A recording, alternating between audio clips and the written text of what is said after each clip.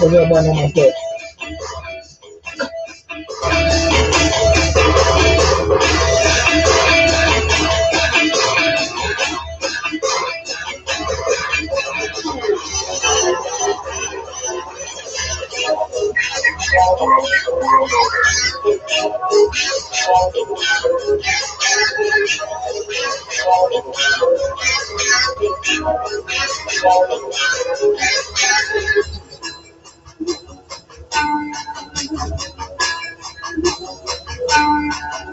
Say what's up. Say what's up, Snowman. Say what's up, Snowman. Y'all don't find these often, bro. Solid white, no spots.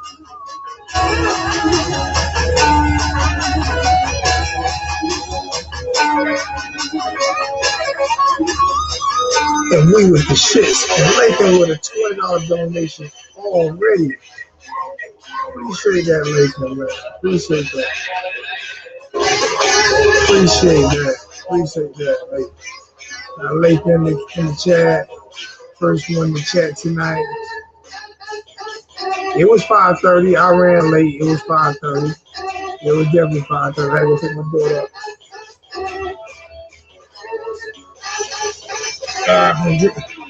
From drill practice today. Florida boy.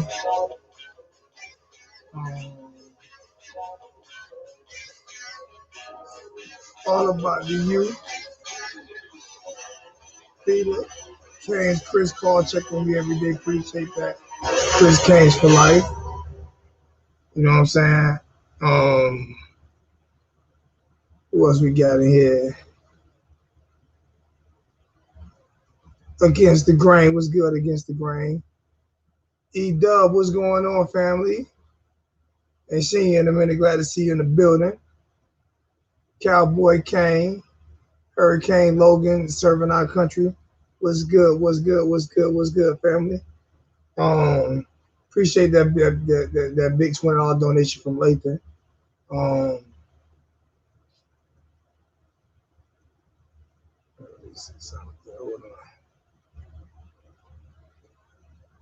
There's always something. No, I don't want no.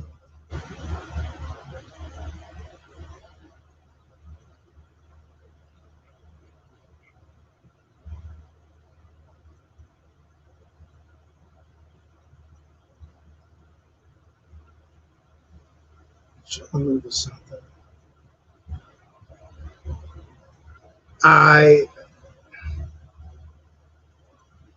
So yeah, I'm a little late, my bad. I apologize, but you know what I'm saying? I'm late, but I'm on time. I'm here, and I'm here ready to talk some shit. And we're gonna take phone calls off the rip, and we're gonna rate phone calls. So what we're gonna do, we're gonna take these phone calls, man.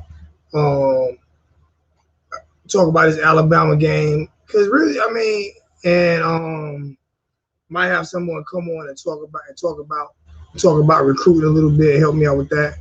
But we're gonna talk some shit about this Alabama game.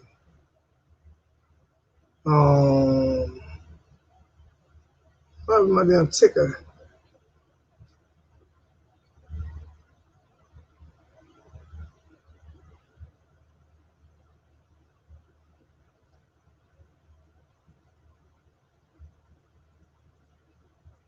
I'm not using that one, so.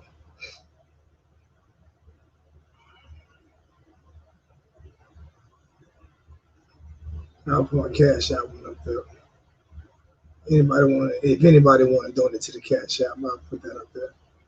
Wish I could make that shit smaller. That's aggravating.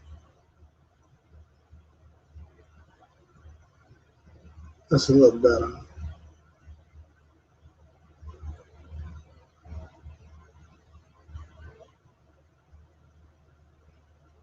Here we go. All right, what's going on, University of Miami Hurricane fans? Your boy Alonzo 1219, AK Hurricanes back in the motherfucking building. And we're gonna talk a little bit of shit tonight. We're gonna talk a little bit of shit for a little while tonight. not gonna be on too long, hour and a half, 2 hours at the most. Y'all top me on that. I'm not gonna do 1 to 5 hour shows again like I typically do. And you know, sometimes it's hard getting started. You look tired in the end of the work week, and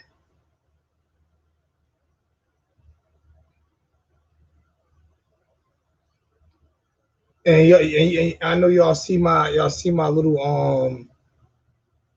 logo with the horse throwing Daniel Boone off of it. That's a jab at somebody on Facebook who wanted to talk a little bit of shit. So that was a jab at him. Let me go to my invite so I can invite some people in. Cause I'm not gonna be the man. Hey, we're gonna take some calls. We're gonna raise some calls. He already barking. You know what I'm saying? Ready to fight.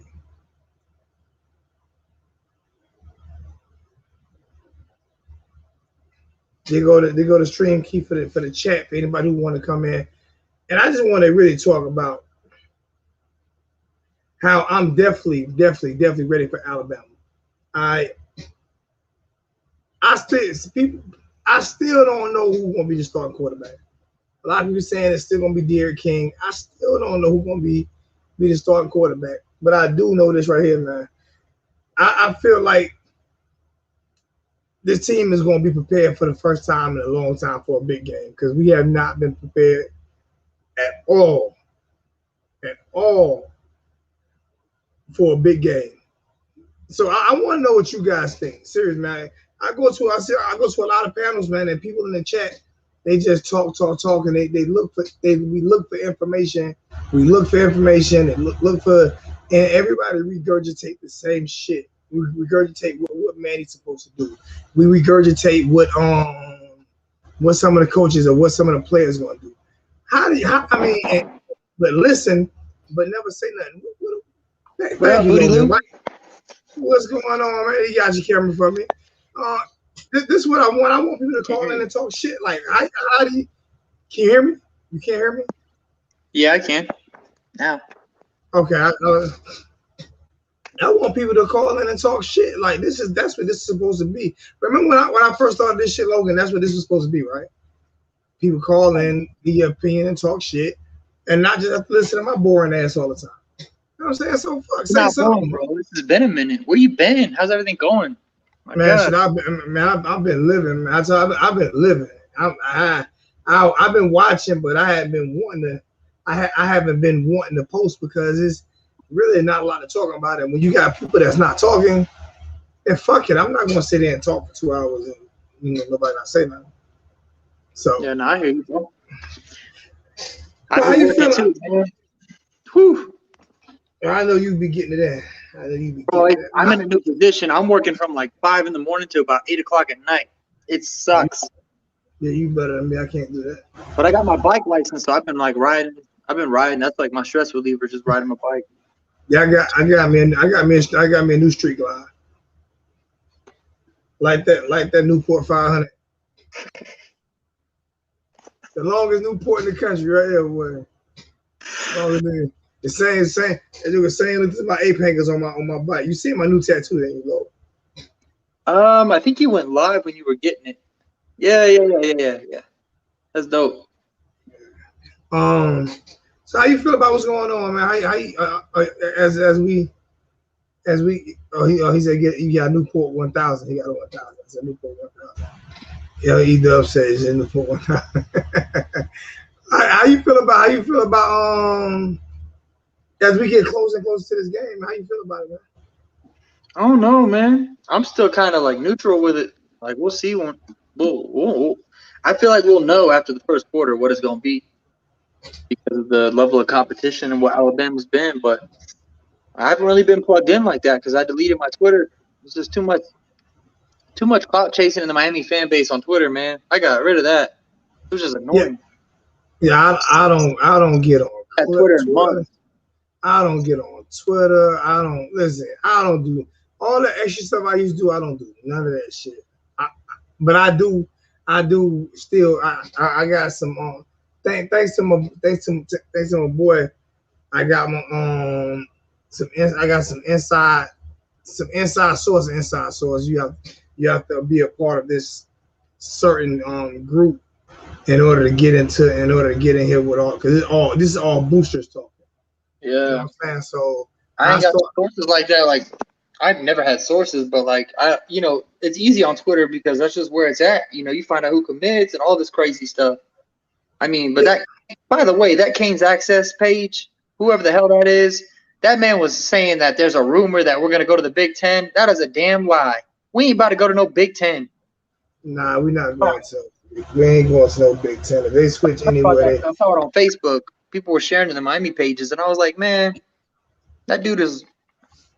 But I mean, I realize some people get the information from different people, and he trusts whoever told him. So I ain't get mad at him for that. That's what he heard. I can tell you this here on some real shit. Miami going. My prediction is Miami by 10.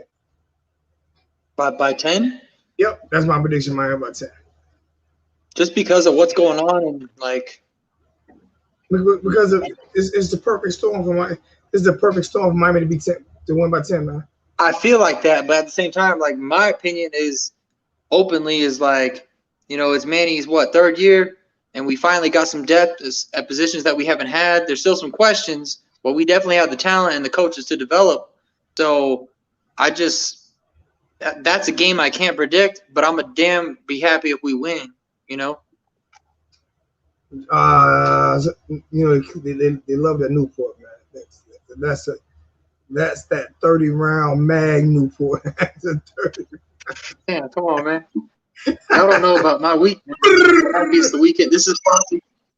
I've been alive 27 years. This is probably the most thankful weekend I've ever had. This week was terrible.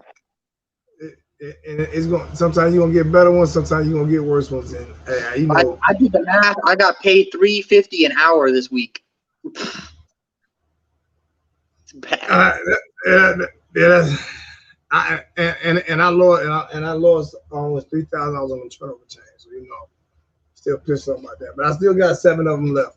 Oh, that's a good point. I know he's trying to troll and talk shit, but he said Miami by 10. Y'all don't even know who y'all linebackers are. I mean, who's it? I'm looking. Who's that? I don't know. Yeah, we don't know. I know your aunt. I know your auntie Cheryl is gonna be at middle linebacker. I know your little sister Patrice gonna be at outside linebacker. I know your great grandma Sugar she gonna be at middle linebacker. And I know I heard that your great auntie Ella Reese is gonna be a striker, and then I heard that your great grandmama Sugar May Leonard is gonna be our backup inside linebacker. So we got linebacker covered. We got with all them strong black women. We got linebacker. We ain't worried about linebacker. So yeah, I heard you I'll picture next Friday. She'd be a dope linebacker. Give me Baby D too. Baby D will be good. People come talking. We don't know. We don't know who's gonna be at linebacker. Like, bro, does it really matter who's gonna start at linebacker? Like, we know who to start. We know who's gonna play linebacker. We know who our linebackers are. We know damn near every one of our linebackers. What's going on, brother Jay Blaze? We know damn near every one of our linebackers can play on almost any college team. I mean, can play on any college team. Yeah. You know what I'm saying? So we know that. I'm more excited. We know that, but the main thing is that the main thing to me is that we loaded at positions. Yeah, we finally got some depth, bro. For real. That's one thing I'm excited about, especially O-line. I feel like this is the best O-line we might have in decades. Liberty City said, who your team? Since you talking, who your team? He was, you know what I'm saying? Montre, the dude who was. That's what I'm saying. Liberty City says, is he talking? Is he talking? Bama fans can't take serious. They weren't Bama fans till they started winning like that. I don't know what the hell I did with my 50-10. I'll put Brand on that right now. Now, who say they're gonna win 50-10? It's in the chat. The same dude. And he needs to just hit that screen. Here go my cash app right here, man. And you say 50-10, I'll put a crack on that. I'll put whatever you want to put on it, but it's not going to be 50-10. Stop it, points, bro. There's too much depth in offense to score 10. Stop it with the bullshit. Y'all not beating. Listen, I guess you're a Bama fan. You want to come into the chat? You want to come into the chat, Montreal? Here go the stream, kid. You want to come into the chat, man? If you want to come, man, here you go. Come on into the chat. Well, now so he said 52-10. So he must be a Florida State fan because that was the score last year. Yeah. I'm gonna give him an opportunity to talk. If you want to come in, he can come in and talk, because that's what this is. It's gonna be some shit talking. So if you want to come in and talk that shit, then come talk that shit. Don't be. He's a no. 52-10. Florida State, Miami. Hey, guess what, man? I did some research. After I did. Y'all know I came up with some true history. I don't know if you've seen it on Facebook the other day, but I posted on Facebook, and it's actual true history, man. Colin Kaepernick was not the first person to take a knee in sports for racial equality. It was the horse from Florida State. That man took that. But he took the first knee. If you're ready, you go look at the photo. I got the still shot. He took a knee first. Oh my God! He took a knee first. Then he kicked renegade ass off the horse. And he said, "Stop putting Daniel Boone on me and get me a real Native American." He was the first one to take a knee. He was the first one to take a knee. You know what I'm saying? Yeah. Racial equality. But then I found something else out. Man. They really he took 4 knees. He didn't even take 4 knees. He took 6 knees because the damn dude riding the horse had both knees on the ground too. No, God, this fuck man, God. So stop doing that face paint, man. That horse got mad. They killed that horse, right? They ain't found that horse. They killed that horse, man. I cooked that horse last night. He was a good bird. That's what they did with that horse. But then I came to find out, man. Guess what, man? Boy. Guess what, man? Who's the head coach of Florida State now? Mike Norvell, right? It's some dude from Minnesota. Right. Do you know that's not the real coach? That's not their real coach. Florida State right now is going through an Al Golden phase in Miami. But that's not their real coach. See, nobody really know where Ty Willingham at. They show pictures and stuff of Ty, but nobody really know where Ty Willingham at. That guy is Ty Willingham, face paint. Because Florida State is used to this face paint shit.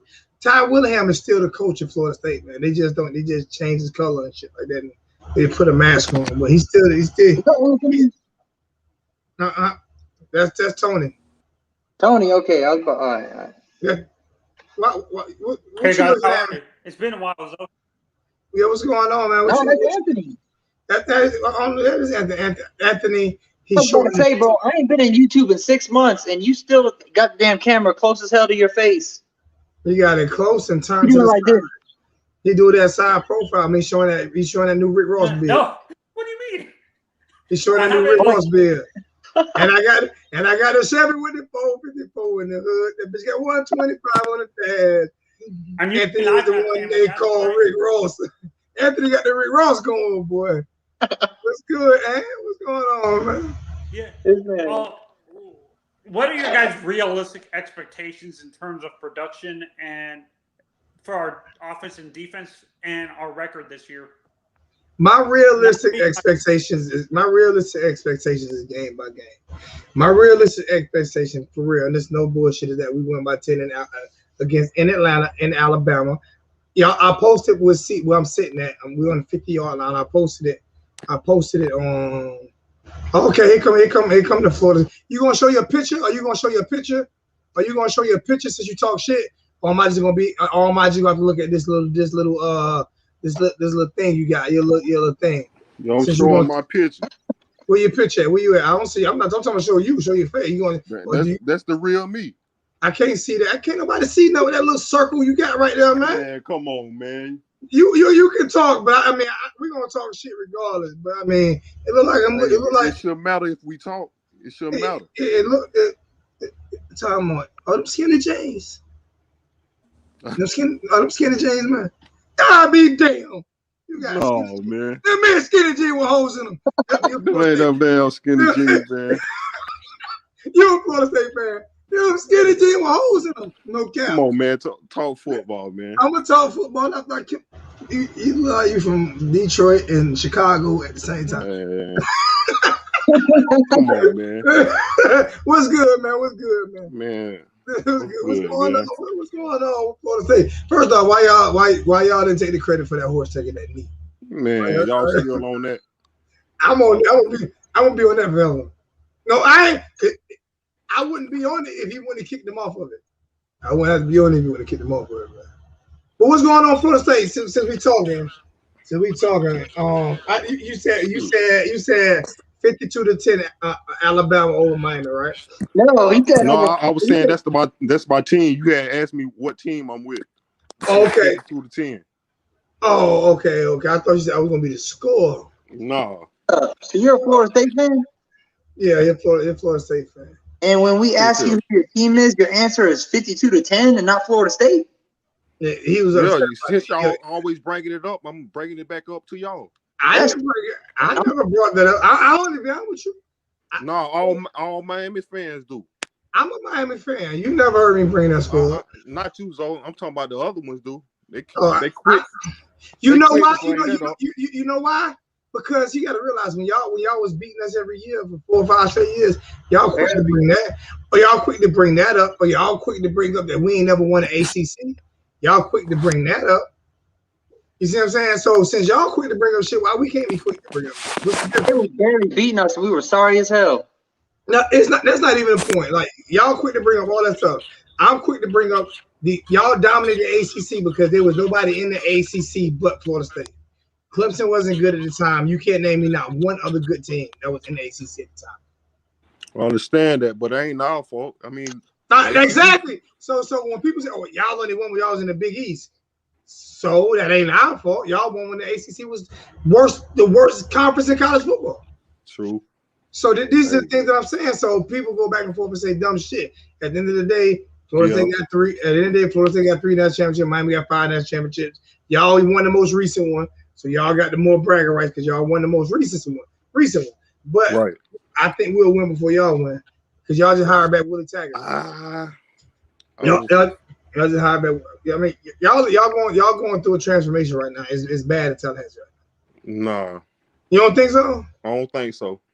You happy with the coach? Y'all happy bringing back Willie Taggart? So explain 52-10 then. I'm not being a smart ass. I'm serious.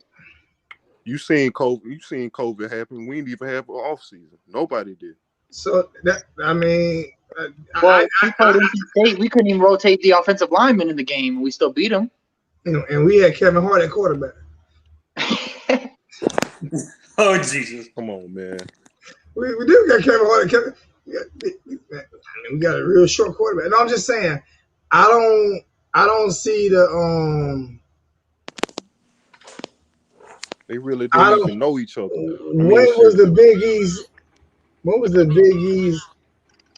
The Big East was deeper than the ACC in the early 2000s. They definitely was. They had Virginia Tech. They had Miami. They had Boston College. They had West Virginia. We were way deeper than the ACC. What are you talking about? Way deeper. That's why you don't know football. These people who talk football don't know football against the grain. Need a new name.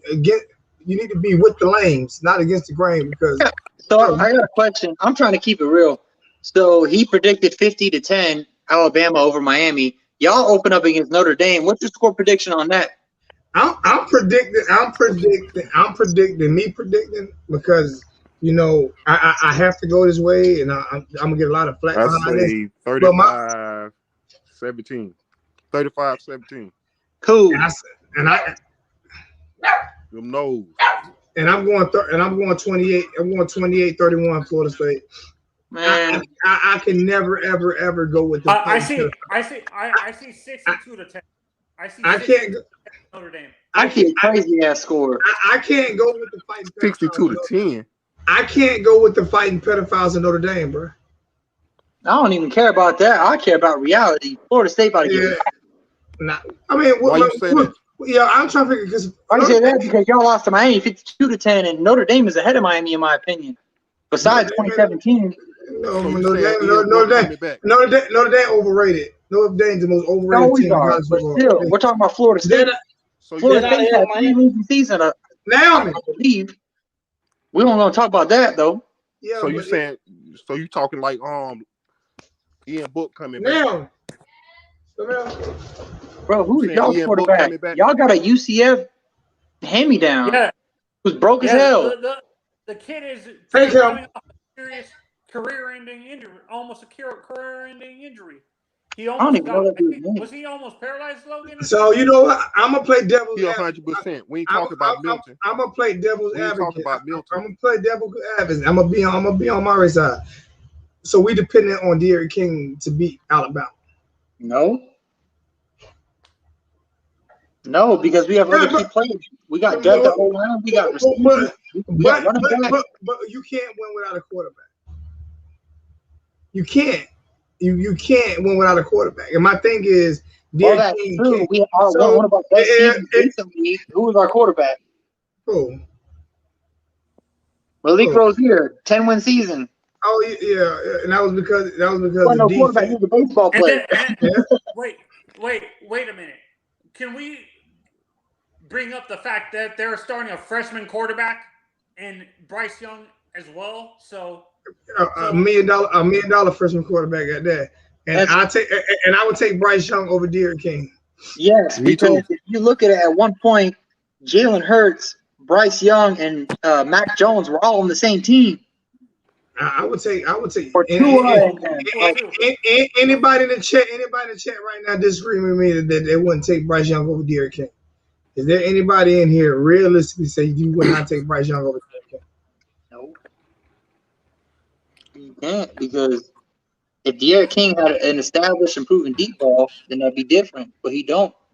Like I said, all thing everybody got to do is go look at Oklahoma State game. Right. So you disagree against the grain. That's why you against the grain, because you and Perry, and I'm a Florida State fan. Perry, we ain't gonna bring up the names. We ain't gonna bring up the names because I don't feel like getting no alcohol at night, and then getting my feelings. He played better than the offense than King. That's why I said if anybody's seen the game, where he at? If anybody's seen the game, so I mean, I'm not with the Let me see. I haven't seen him play college ball. I'll take Derrick. I understand that. I've seen Derrick play college ball. That's why I'll take. That's why I'll take Bryce. And I'll take Garcia spring ball. He's gonna be good. And I'm hoping that's our starter, man. I take Jay Garcia. King, bro. You know Manny Diaz. He gonna be King, man. You know Manny Diaz. I mean, listen. I'm not. First off, I don't agree with you enough, man. You ain't about to be coming over here disrespecting our coach. I don't agree with you enough. You got to worry about y'all. Y'all had 18 coaches in the last 3 months, so y'all got to worry about. You know what I'm saying? 18 coaches in 3 months. That's what I said. 18 coaches in 3 months. 3. I said 3. Yeah, 3 you're right. So I mean, I felt good about Tyler Van Dyke until I seen the spring game. Yeah, that's true, bro. Garcia looked like he'd been in college 2 years when I watched the spring game. So, no cap. I don't even care about being a Miami fan. I watch any team with a quarterback like that as a freshman, true freshman. Like, damn. So yeah, nobody. And if we rushed Derrick King back, if they decide to rush him back, that is going to be a horrible move. That's going to be the university's own mistake. I see it happening. Bro. I'm telling you. How they talking? I'm telling you. No. See, this what gets me. How who's talking? How the fans and how the stop. I don't give a shit about the fan base. Fuck the fan base. No, I don't give a fuck. They don't work for Miami. They your people though. I don't give a fuck. I don't care.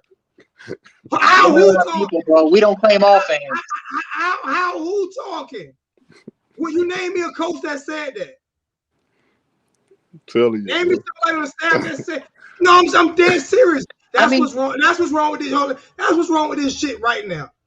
That's what's wrong with this fuck shit right. Everybody got an opinion, but nobody got a fucking fact. But if you look at it low key, who is Florida State trying to start at quarterback, and where did he come from with his injury? No, it's the same scenario. That man we already know who our man is. Who told y'all that? Did y'all coach say y'all man is? No. So you don't know. You guessing. But we you know. Don't know. You don't know. You guessing. The only way you know who the starting person in your team is if you're a motherfucking Denver Nugget fan and they get LeBron James and Kevin Durant, you know they starting. How you ain't shit on y'all roster proving to know who's starting. Just like ain't nobody on our quarterback roster proving to know who's starting. We're guessing. How you guessing, man? King brought y'all to damn life. King ain't brought us to life. What the fuck is you talking about? We won because of defense. You go back and look at the stats and shit for real. Go back and look at. I pulled all that shit up. That shit was identical to the year before with Dan Enos. The only reason we won was because more games was because of the kicking game. Mm-hmm. You listen to the fan base. You ain't watching the game. That's what you doing. You listen to the fans. Your people. I don't give a fuck. I don't care. The fuck they gotta do anything? They don't like me any motherfucking way. So I don't give a fuck. I don't care. People don't like me because I'm 100% real. Ain't shit fake about me. I'm not kissing no Hurricane fans' ass. Man, I ain't kissing no 5 dislikes, man. I get 25 dislikes. I done had over 150 of them. What that's supposed to mean? I don't get paid for this shit. You know why? Because I'm 100% real. Ain't shit fake about me. That's why I fucks with you though. That's why I fucks with you. Fuck them, they fuck them. This fan, exactly. This fan base, this loyal anyway. Ask Liberty City boy how they was kissing my ass in Atlanta. Oh, that's so. Yeah, so I don't worry about the fan base. Man, I don't worry about the fan base. I care about the University of Miami. I care about the University of Miami. That's who I put first. I put University of Miami. And like you said last year, some of them don't even be coming to the damn game. For real. That shit crazy. So I mean, I don't care about the fan base opinions if they don't have facts behind it, man. You know what I'm saying? Yeah, y'all guessing Bryce Young live up to the hype. I'm not guessing Bryce Young live up to the hype. I ain't guessing that. I'm saying I think he's a better quarterback than Eric King. That's what I said. Majestic, whatever the hell you got your name spelled that. Stop saying y'all. If you want to mention my name, Hot Boy, mention my name. Don't say y'all. I said it.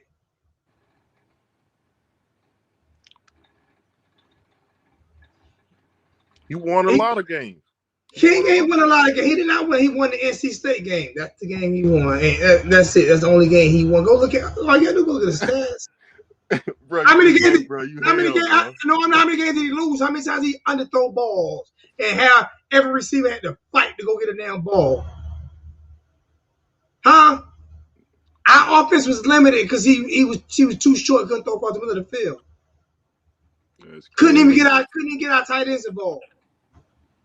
That's crazy. I'm being real, man. Listen here, man. I'm gonna tell you how disloyal the Hurricane fans is. They kicked every quarterback to the side for a quarterback that didn't even commit to Miami until they kicked him off Houston. Yeah. That's crazy. That's right. I called it 2016 accurate. And if you go look at the stats from 2020 to 2019, if the fucking field goal kicker would have kicked the same, do y'all not realize if we would have had the field goal kick we had last year, what's his name? That if Dan Enos would have had him, do y'all not realize Dan Enos would still be the motherfucking offensive coordinator at Miami right now? Do y'all not realize? Y'all not realize that? Do y'all not realize we would have actually won more games with that kicker? Yeah. Did anybody complain about the kicker missing kicks last year? Mm-hmm. But they threatened Bubba back to life. That's crazy. Let's be 100% real. Stop being a bunch of motherfucking Mitches and let's be straight up fucking honest. We lost a lot of games because the offense was trash and the field goal kicker couldn't fucking kick. We were horrible from the 20. We were horrible from the 20 to the end zone last year, and we were horrible the year before last when it came to scoring touchdowns. Around the exact same amount of touchdowns. I'm gonna steal this from Chess. I'm gonna steal this from Champ Side because I want everybody supporting Champ Side. So because Champ Side the best boxing analyst out there in the world right now. I'll be following him too. So I'm gonna steal this from Champ Side. Champ Side, much respect to Champ Side. Love you, bro. There's two things I'm stealing. One from Champ Side, and I'm gonna steal the other one from Kwame. Press 1 in the chat if I'm wrong. Press 1 in the chat if I'm right. Press 1. Tell you. Press 1. Here comes the mama's cooking. Press 1. Press 1. Press 1 if we weren't just as bad last year if we weren't just bad last year in the red zone as we were in the year before. Press 1 in the chat. I'm talking about scoring touchdowns. Press 1. That's tough, man. Press 1. That's tough. I keep it real. That's why they fucking don't like me. You're right. That's why they don't like me. I ain't like some of these other Hurricane YouTubers. You know, the Eric King. Man, fuck that. He fucked up last year on a lot of plays. And you think he gonna beat Alabama being that short and only can roll and throw? When we say Tate Martell can only roll and throw, it's okay to say that. You say the Eric King can do that, it's not okay. He had to change his whole offense. Like I said, you look. I'm gonna say the name right now. Fuck it. Press 1 in the chat if motherfucking God, boy, you made me forget my name. You made me forget. Damn. Who looked better in that Oklahoma State game? Perry. Press 1 if Perry looked better. Press 2 if King looked better. Press 1 if Perry looked better. Or press 2 if King looked better. I'm a Florida State fan. Perry looked way better in that game. So you know why he did? Because what's name Rhett Lassie was able to run his fucking offense. Because Rhett was actually run his offense. Okay? So all the Hurricane fans that don't like me, like I said, this is probably my final year doing your YouTube videos. So if you don't like me, fuck you, kick rocks. I don't care. I don't care. I don't care if I got 5 people in the chat. I said if I get 100 people in the chat, I'll give away a hat and t-shirt. If I don't, I won't. I can save my little bit of money. That's crazy. Because people hate the truth. People want to sit back. They want to sit back, right? This is what Hurricane fans want to do. They want to sit back. I'm getting me a little bit of light in the sense of opening my curtains. You know how black folks do. You know what I'm saying? We don't turn the lights on. We just open the curtains up. You know what I'm saying? Press 1 in chat. If you black, you open your curtains up when you need a little bit of light. Press 1. Chef's not gonna kiss my ass. Chef's not gonna kick my ass. Don't do me. Don't kick my ass, Chef's not.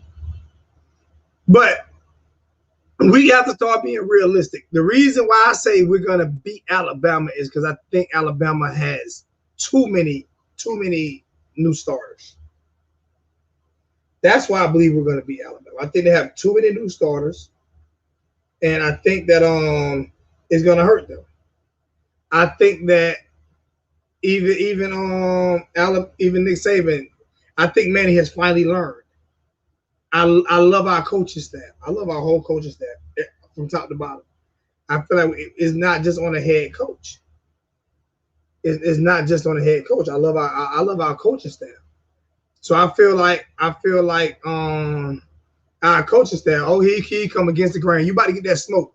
You want that smoke? Now I'll give you that smoke. You about to get that smoke. You about to get that good, smoke. baby? I ain't shit good. Ain't nothing good. What's good? What's good? What's happening, man? At least you're rocking my Adidas. At least you're rocking the Adidas, man. Yeah, that's all I wear, man. Press one for against the grain, rocking them Adidas, and now everybody press one. Press one for that for my Adidas, because that's all I rock. What's going on, man? Not much, bro. I just wanted to run it with you. You want to holler about the Bama game and what's going on, or you want to talk about recruiting? We're gonna do both against the grain. We're gonna do both. Yeah, we can talk the Bama game. Against the grain is gonna be he's gonna be the new guy doing the recruiting over here for me. And we're gonna argue a lot, you know what I'm saying? Because I don't know shit about recruiting, so I'm just gonna talk shit to him. Because I don't know nothing. And you disagree with everything I say, so I guess I don't know shit about football, and all I know is recruiting, huh? Hey, answer this question. Hey, that's Max Kellerman and Stephen A. Smith, right? Hey, bro, we gotta do what we gotta do. Hey, we agree with everything we say, then we a bunch of bitches. Yeah. Can't agree with everything. Hey, if somebody type it, it gotta be facts, right? If it's on the internet, it gotta be true. It gotta be true. It gotta be true. If it's on the internet. Yeah. Like my buddy said, that's what Miami Hurricane fans say. Press one if it's on the internet. It gotta be true. Press one.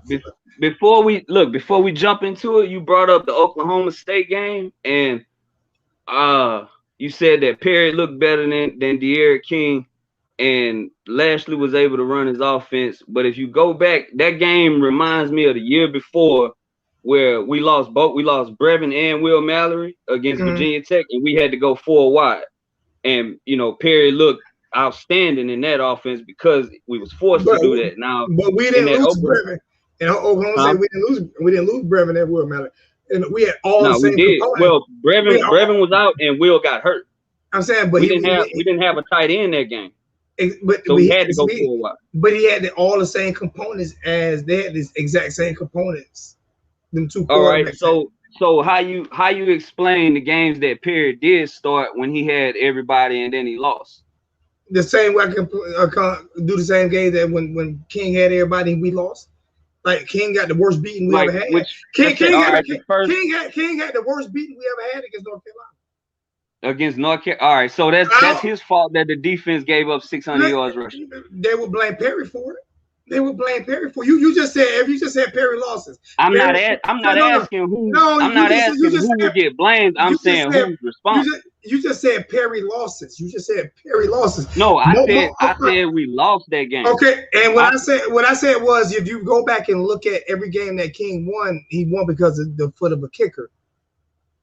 Every game, except for the North Carolina State game, he won because of the foot of a kicker. All right, but didn't Pope have a game-winning touchdown too against what? Yeah, and Perry threw a game-winning touchdown against Florida State.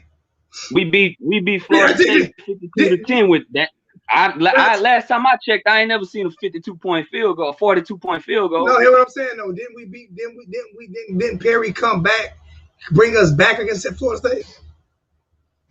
I'm just saying, did he bring us back? All right, now you saying he brought us back, but the fact that we had to come back, he started that game from beginning to end, did he not? No, he can't. Was we not behind? Was we not behind because of him? No, we were not behind because of him. No, we weren't behind because of him. Why was behind? The defense? Florida State had a better team that year too. All right, but they was up 27-10. They was up 27-10 on us. They were in turmoil last year. Like everybody knows Florida State was in turmoil last year. I'm not talking about last year. I'm talking about the year before. Exactly. No, 2 years before. When King, they were talking about when King beat Florida State, they were in turmoil. When Perry beat them, they weren't. Yeah, dog. What you mean? They weren't in turmoil. He beat them. That was the year Willie Taggart got there. And not they just was in that, turmoil, bro. That's what started it all. Not just that. That was Willie Taggart's first year. Not just that. Dan Enos was the offensive coordinator. And everybody. Yeah, and I mean that's terrible. I think we was all wrong on that one. You know I admit to that. So I mean, but when you look at, ask this question, we're gonna be right. Who throws a better ball? Out of Perry and King? Who throws a better ball? I feel like this is gonna sound like a cop out, but I'm asking who he throwing it to. It don't matter because you got it does matter. It does matter because if y'all saying De'Aaron King can't hit on deep balls, go back and first of all, he looked terrible in the Clemson game, not because he's not talented, but Red Lashley called a bogus game that game. It was inside zone the first run, and then when that didn't work, he would throw it deep up the sideline. And then when that didn't work, now we in third and long. So he was forced to do that. Rozier started that game against Florida State. I'm talking about Clemson. No, I'm talking about when Perry brought us back. Nah. Rozier played the whole game in 17. He didn't play at all in the 18 game. Perry started that game. Jaren started in 19. So what year did Perry won 2 against Florida State, though, didn't he? No, he didn't. He only won 1. That was 2018 where he threw the game-winning touchdown to Brevin. So what's name won 19? Jaren won 19? Jaren won in 19. Did he put Jaren played the whole game? And then we won 4 straight games against Florida State with 4 different quarterbacks. 4 in a row. None of them beat Florida State twice. I definitely didn't think Perry said if people saying Perry didn't start, you have to go back and look. Because I didn't think Perry started there. When he came back, I didn't think Perry started there. I thought he came in. In 2018, if you remember, I think he came in the second quarter. If you remember, Malik started the LSU game. Malik started the season in 2018, and that was the whole. It was like we didn't know who our quarterback was. One game it'll be Malik, then one game Perry will start. Then one game Malik. Everybody's saying Rozier started that game. Started what game? The 2018 game? Yeah.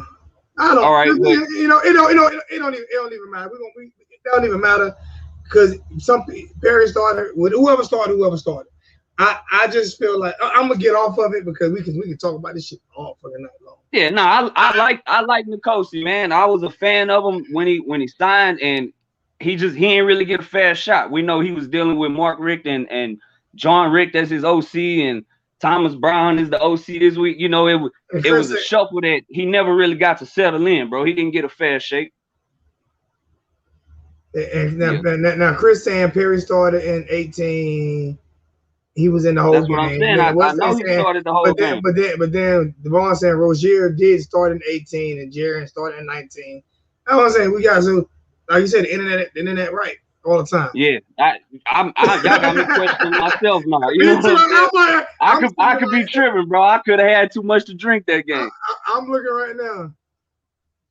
Nah, but I mean it's whatever though. Moving forward though, man, if we talking about like the Alabama game, I think a major factor in the Alabama game is returning production. Now, Alabama can have a kid that don't have 0 starts, and he better than about 70% of the players at his position in the country. So you can't really use experience against them just because of the coaching staff that they got and the continuity that they got. They got a system and a philosophy in place where it's plug and play, you know, and they will always operate at a high level. We haven't seen this much. We've never seen this much turnover at Alabama. Never seen this much turnover. So this is a different. As far as all the new starters, like they've never had this much. Like this is almost a whole new team, and it's different when you coming in fresh, and the players that you playing against are a little tired. I got that. You know what I'm saying? Yeah, I get what you're saying, but it's not like a situation where Alabama lost so much that this is new to them. They've won national championships and putting 5 or 6 people in the first round and then come back and be a playoff team. Oh yeah, but so you're not gonna have that they drop off ain't like other schools drop off. Other schools like LSU, you saw they drop off after they won a national title. They didn't even sniff a bowl game after that. They lost a lot. They lost almost all their starting lineup this year. You talking about Alabama? Yeah. All right, lost- Evan Neal. they lost, Well, like- Evan, they didn't lose Evan Neal though. Evan Neal, we lost him to Alabama, and he coming back as a starting right tackle, I think. Yeah. But All right, well, yeah, like I said, I mean they loaded top to bottom. It's just if we had any chance of you know, how people say, oh, Miami fans say the U is back, this would have to be the year. Just because of us bringing back 19 starters, like teams don't bring back that much production and then get worse unless you got a coaching change. God damn, boy, you just mentioned a whole lot. But this is what I'm looking at, right? And this is not me being a King hater. Alabama wants D'Eriq King to start. They don't want Garcia to start. Alabama will prefer D'Eriq King. I disagree. I'm gonna say what I'm gonna tell you why. I'm listening. There's only one short mobile quarterback that Alabama has ever had problems with, and that's Tate Martell. Not Tate Martell. I said Tate. What's his name? From Texas A&M. Manziel. Johnny Manziel. And Johnny Manziel could make every fucking throw. He could make every single throw. I don't think it was a matter. I don't think it was a matter of him making every throw, but he was extending the play. But he definitely would extend the play. But he could make every single throw. He could make. But what I'm saying is, all right, think about this. Just let me finish. I'm gonna give you the floor. All right, go ahead. Let me finish. D'Eriq King plays until the way we play with D'Eriq King with these read zones and all this shit. We play until Alabama's defensive strength. They don't like playing teams that spread them out. They like playing teams that play in between the tackle. And with D'Eriq and playing with D'Eriq King, we can't spread the field. Now what you think about this take? As far as the offense go, we didn't have a spring camp at all.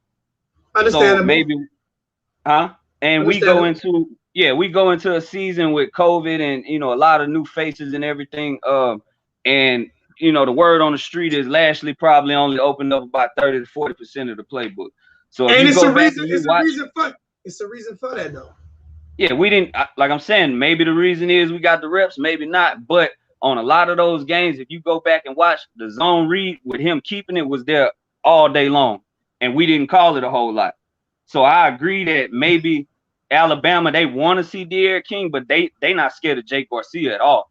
I ain't saying they're scared of Jake Garcia. I said who you saying they don't want to see Jake Garcia. They rather see King. That means King. No, that's not what I said. I said they would rather see King than Jake Garcia. Oh yeah, that's what I'm saying. But like I disagree because I feel like they really gonna pin their ears back against somebody. Even D'Eriq King coming off a torn ACL is probably more mobile than Jake Garcia. This ain't taking nothing away from him. They're gonna pin their wings back, but the thing about Jake Garcia is not. It's not. I just think. All right, I think he got a better arm. I think he throws better.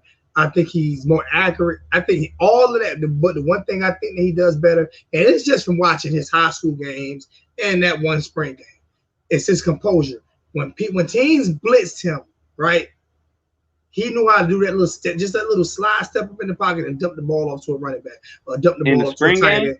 I'm talking about high school too, Bo. I'm just talking about his mannerism. I'm just talking about his mannerism. All I'm going by is what the take that I seen in his mannerism, and he's a smooth fucking quarterback. You in the boxing, right? Oh, I love boxing. Boxing. That's why I think the best boxer pound for pound right now is Bud Crawford. So all right, if Jake Garcia was a boxer, right, and he on the amateur circuit and he bobbing and weaving and his feet moving and he knocking people out, you can't necessarily say that that's gonna work at the pro level now. You can't say nothing is gonna work at the pro level. Well, all I'm going by is mine, but they do rank them. They do rank them, and they do project how they're gonna be. They project how these boxers are gonna be. They project them how they're gonna be from the fights that they fight. You see what I'm saying? That's what matter of fact, it was just the champ side just had a big thing on that the other night when they would project when he was talking about Max Kellerman stealing his shit from when him projecting this person be that person. Only thing I don't like about champ side is he seems to hate Jamal Crawford. I don't know if Bud Crawford must have whooped his ass one day, but he seems to hate Bud Crawford. But besides that, Nah, you right there. What I'm saying is what I see in Jake Garcia, because if you watch me, you know I did not like the Jake Garcia pickup. I wasn't happy with. I was like, what the fuck ever. How you didn't like that pickup? Because this I'm gonna say why I didn't like it. Because I did no research on it.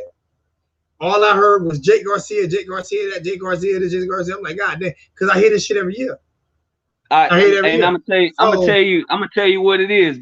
Zoe, you ain't necessarily drink the Kool-Aid or nothing, but what it is Miami fan base will fall in love with the idea of a prospect rather than can he actually do something. We'll fall in love with how a player looks before falling in love with his film or something. Or the kid might have great film, but he a 3-star. Everybody think he ain't gonna make it. He not Miami caliber. Then you go get a 5-star. I'll bring a name up for you that might ring a bell. But Kyle Wright was a 5-star quarterback from California and was probably one of the worst quarterbacks we ever had. Yeah. So you can't necessarily go off of the rankings. Yeah, and that's what I didn't do. When I actually didn't look at his film until after the spring game. Yeah, and I didn't look at none of Jake Garcia film until after the spring. What's crazy? The spring game validated a lot of people because they fell in love, like I said, with the idea of Jake Garcia, how he looked, how he interact with the other players, how he is on social media. I didn't look at none of that. I watched Van Dyke and I watched him play, right? Right. And I watched the difference between one guy who has experience in his offense. The only quarterback on the roster that has 2 years experience with the same OC is Van Dyke and King. And I just don't think King is going to be ready. Peyton Matoka been there where he was there with. You're right. No, he was there with Enos. You right. He was there with Enos. He wasn't there with last 2 years. So I mean, be his second year with him this year. That's what I'm saying. So you're right because he there with him. This is King's second year with him, and this is what's that? So you're right. I'm wrong. But what I mean by that is, all right. When I watched that spring game, right, and they ran the same plays, and they both played against the starting defense. They did all that, right. And it was a couple of plays. Like he threw some deep ball and everything. I'm like, okay, this spring, whatever. And I go to a lot of spring games. So I know you can't hit the quarterback and this and that. Yeah. But I watched how TVD panicked when the blitz came. I don't think he looked that bad though. No, he looked bad. He looked. I mean, if you look at his completion percentage, it wasn't that bad. He looked bad. But if you do that game side by side, throw for throw with him and Garcia, it would be a 12-round decision. It would be he wouldn't win one round in 12 rounds. Nah, I think I would say probably like an 8-4. 8-4, 9-3, something like that. Y'all see, we got our box analogy going on. Hey, man, I gotta keep. You gonna just start cursing me out, bro? I gotta talk how we gotta get on common ground. No, I'm not gonna curse you out because I invited you to be a co-host on the channel, so I'm not gonna curse you out. This is fun. I need somebody to talk to. I get bored sometimes. I get low. It's a long time coming, but I knew it was gonna come. I don't want to hold you up, bro. But I feel like that game, the Bama game, I'm about to jump into the recruiting or whatever just so I can hurry up and get off. But that Bama game, I think it's gonna surprise people. Let me do one thing. Surprise people. Let me do one thing when I was talking about when I said I went back and watched his film afterwards. Yeah, go ahead. I watched him not panic at all, even though he's not gonna get touched in blitz. I watched it. If you get touched, it's considered a sack. He didn't want to take those sacks, and I watched him step up in the pocket and deliver balls to players who were not even designed to be in the play.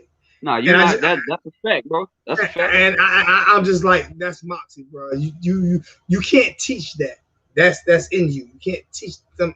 A lot of things that he did, you can't teach. He sees the field. He can see the field. So that's what I like about him, and that's why I feel like he should be started. All right, now for everything, this is against the grain. You know what I'm saying? He's gonna be doing a lot of recruiting for me right on this channel. So do me a favor. I asked him to come on. He called me, said he's gonna come on. I can't afford to pay because this channel doesn't make money. So right now I'm gonna put the PayPal in the Cash App in in the chat. I'm not and I'll read your questions. This is how I'm going to be able to pay him, is by you guys donating money, so I can't afford to pay him, so I can afford to keep him. Because if I can't listen, if he gets good and I can't afford to keep him, and he goes to Wells, he goes to Wells. Hey, you know man, Florida State come calling, bro. I'm changing. I tell my real quick. Mike Norvell giving away money over there, man. What did I say, man? People got mad at me. I said it flat. You pay me, I'm gone. Yeah. What you said. All right. Nah, bro. Now this is your part of the show right here, man. Go ahead. How you feel about the 2020? 22 class. 22 class. The 22 cycle we're in right now. So kind of a overview going into it, man.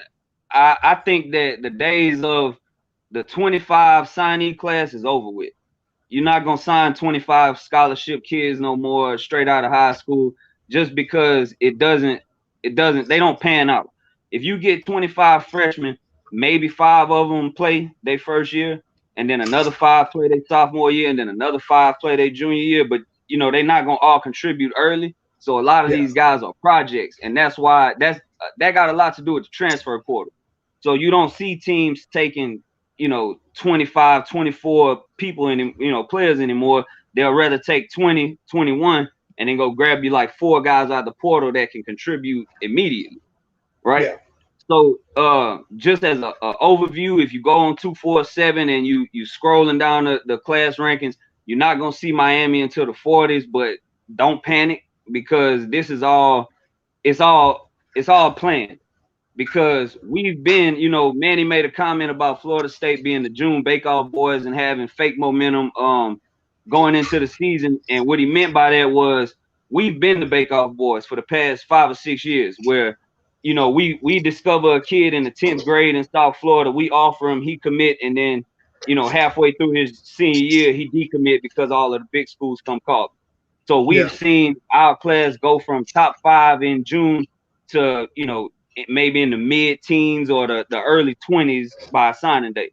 And this is because if you identify these kids from South Florida and you don't offer them, they're going to take that as a slap in the face. We know that the South Florida kids got a reputation for being divas. And, if Miami don't offer them, then they'll never look Miami way again. If Miami offer them and they want to commit, Miami got to let them commit. They can't say, well, let's wait and see how it play out because they gone. Right. Yeah. So we had to offer to honor these commitments and then get burned on the end. That was something that kind of started with like Al Golden days.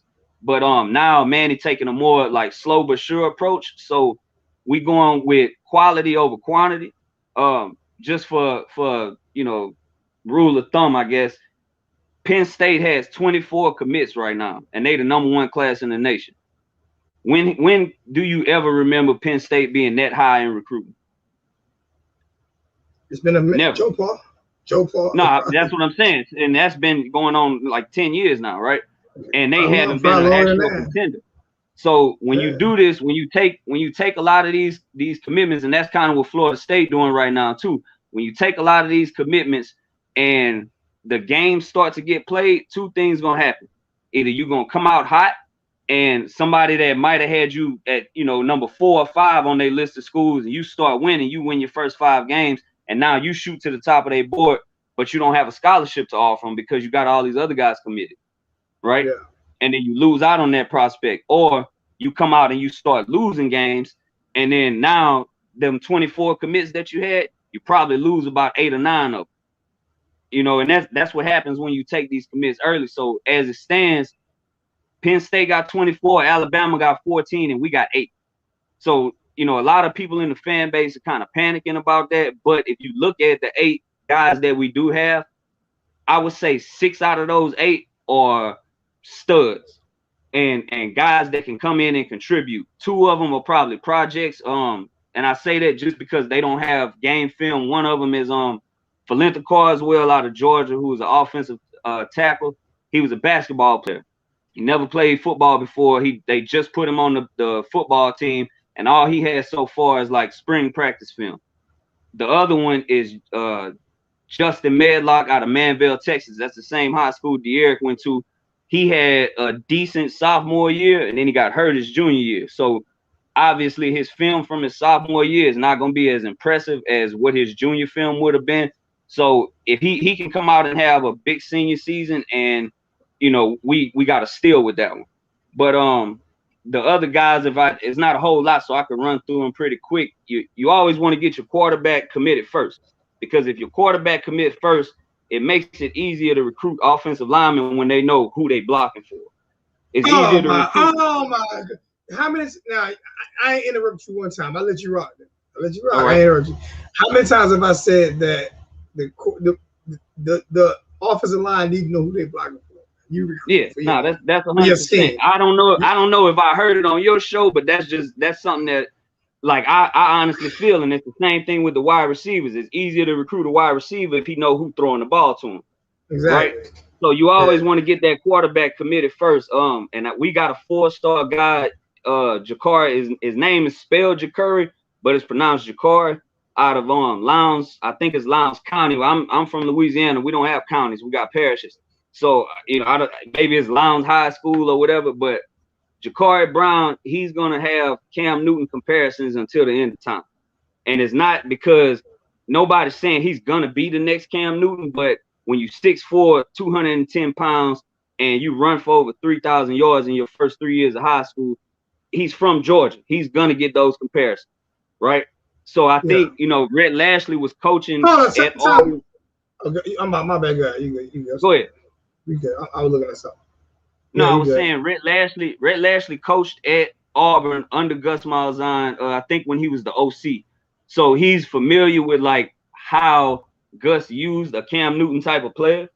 And I think you see a different type of offense. If we didn't have Jake Garcia and we didn't have TVD and Jakari was coming in, you would see a completely different offense, just because De'Aaron can hurt you in the open field, but Jakari is so big, he can hit you between the tackles. And if you look at Cam Newton, he didn't scramble.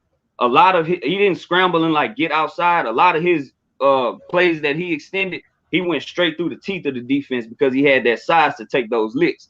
And Jakari may not be the best pocket passing quarterback, but he got invited to the Elite 11, and that's big. It's not a whole lot of quarterbacks that make it there. So I look to see his passing ability increase and his ability to read the defense and go through his progressions and stuff like that under whoever our OC is. If it's Lashley that leaves and Rob Light can step up into that position or whatever. Yeah, I look forward to see it. Huh? And I actually like that. I like Rob Likens. I like Likens, and I think that I know Lashley's gonna leave because he got to get that bag. He had to get that bag, and I feel like it's better to get ahead of it than to fool yourself saying, "Man, we got to keep this guy," and then you don't. Now you pissed off until the next coach get hired. I need y'all to do me a favor, man. If y'all are liking AG Kane, man, because like I said, he's gonna be he's a new recruit guy for this channel, and believe me, I'm going to pay him out of pocket on payday something. But if y'all really want to keep him, it don't matter, because listen, it's a business. It's a business. But at the same time, right? Hit the like button.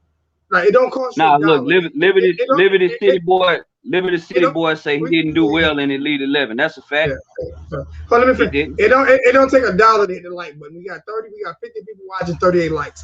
Hit the like button. It don't cost you 1 penny, because when you hit the like button, it spreads the algorithm, and it knows people know that we're out here. So we got 52 watching and 38 likes. Hit the like button. Secondly, like I say, man, if you can, hit the Cash App or the PayPal, man.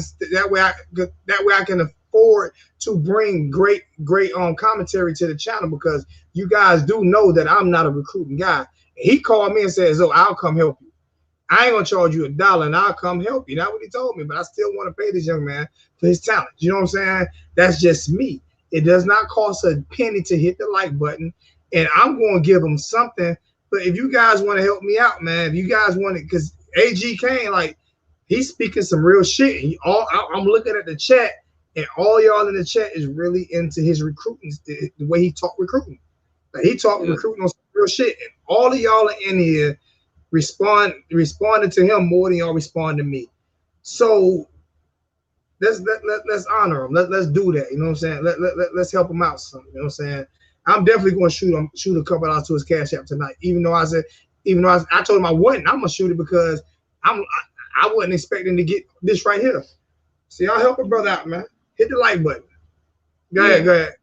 But nah, like I was saying, Liberty City Boy said Jakari didn't do well at Elite 11. Well, I mean, it's a good thing that Elite 11 ain't real football.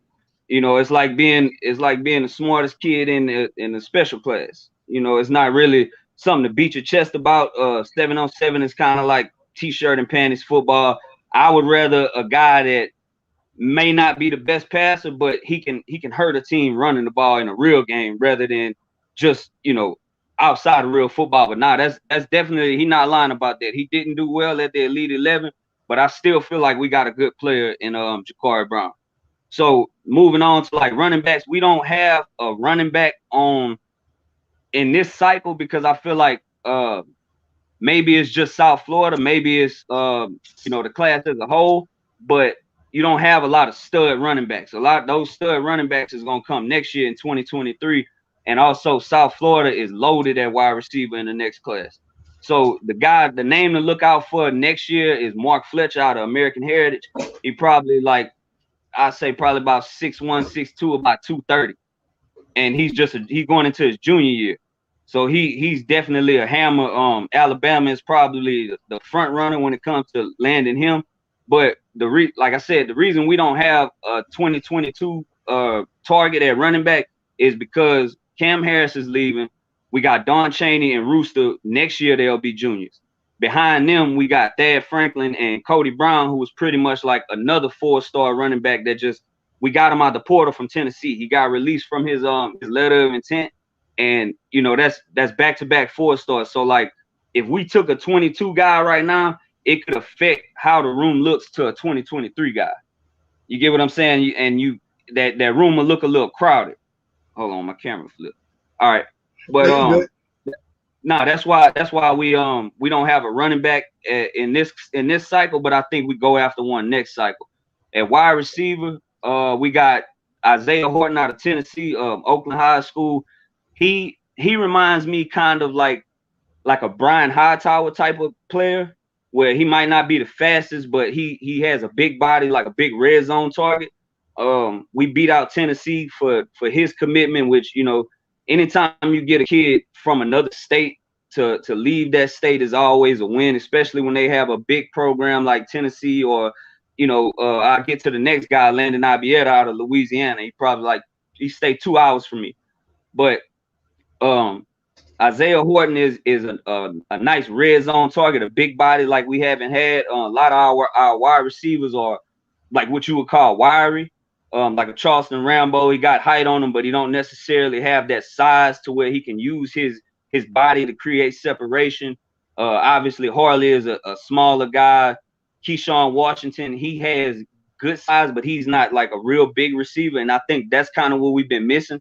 So when you talk about like De'Aaron struggling with the deep ball, that's why I said it kind of matters who he's throwing it to, because he can throw a ball that's a 50-50 ball, but because of your wide receiver not contesting it, it looks like he underthrew it.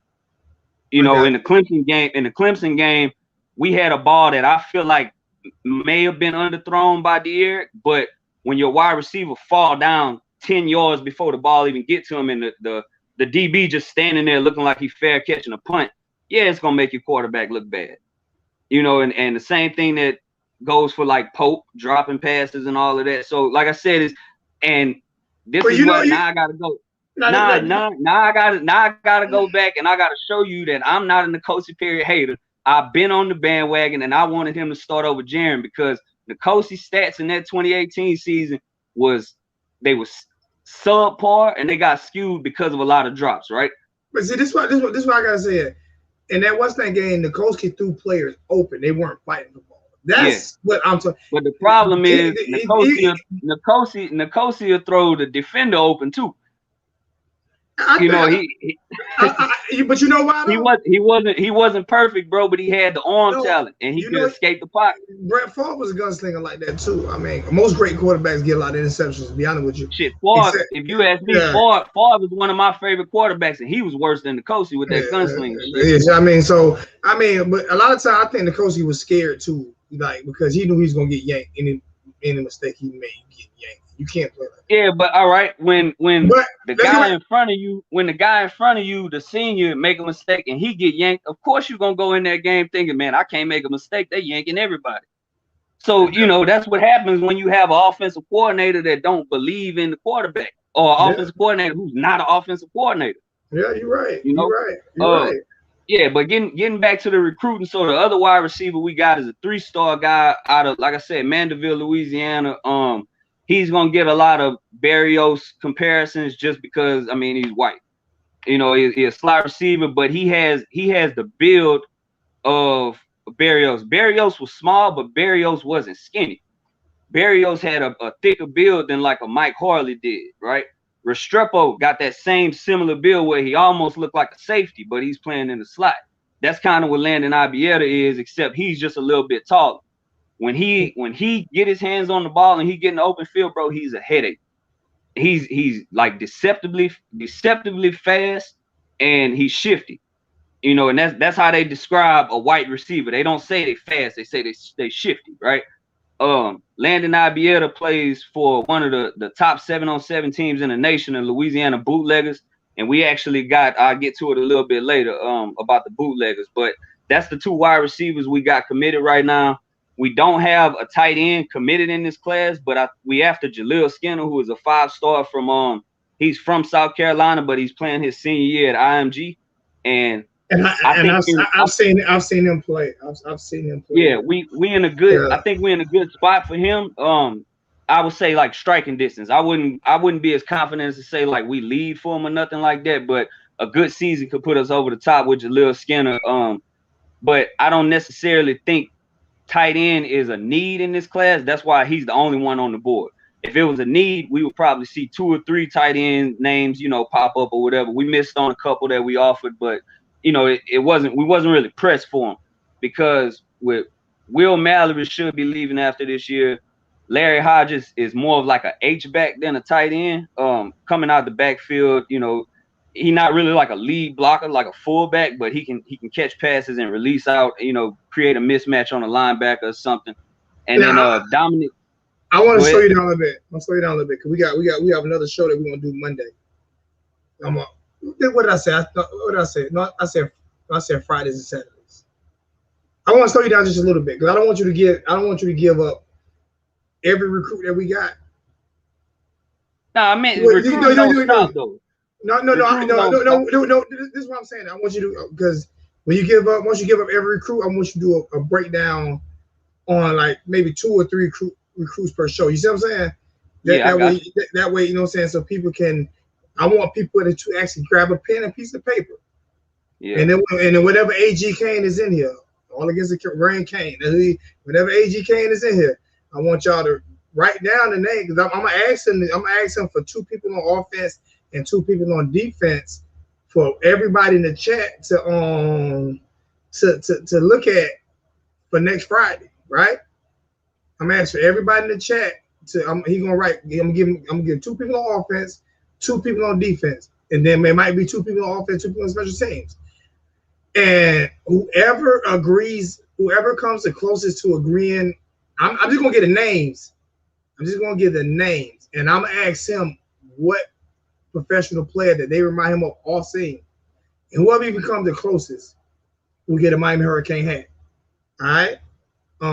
So I want to make this a little interesting. You see what I'm saying? I want to make it a little interesting. So that's why I'm gonna go. That's why I want to stop you real quick, like, because you giving out encyclopedia shit, and my brain can't. This what I'm saying. I hear what you're saying, but this is the thing. I'm only talking about the commits, not the targets that we actually still going after. Because once the season kick off, that's a whole nother recruiting season. You know.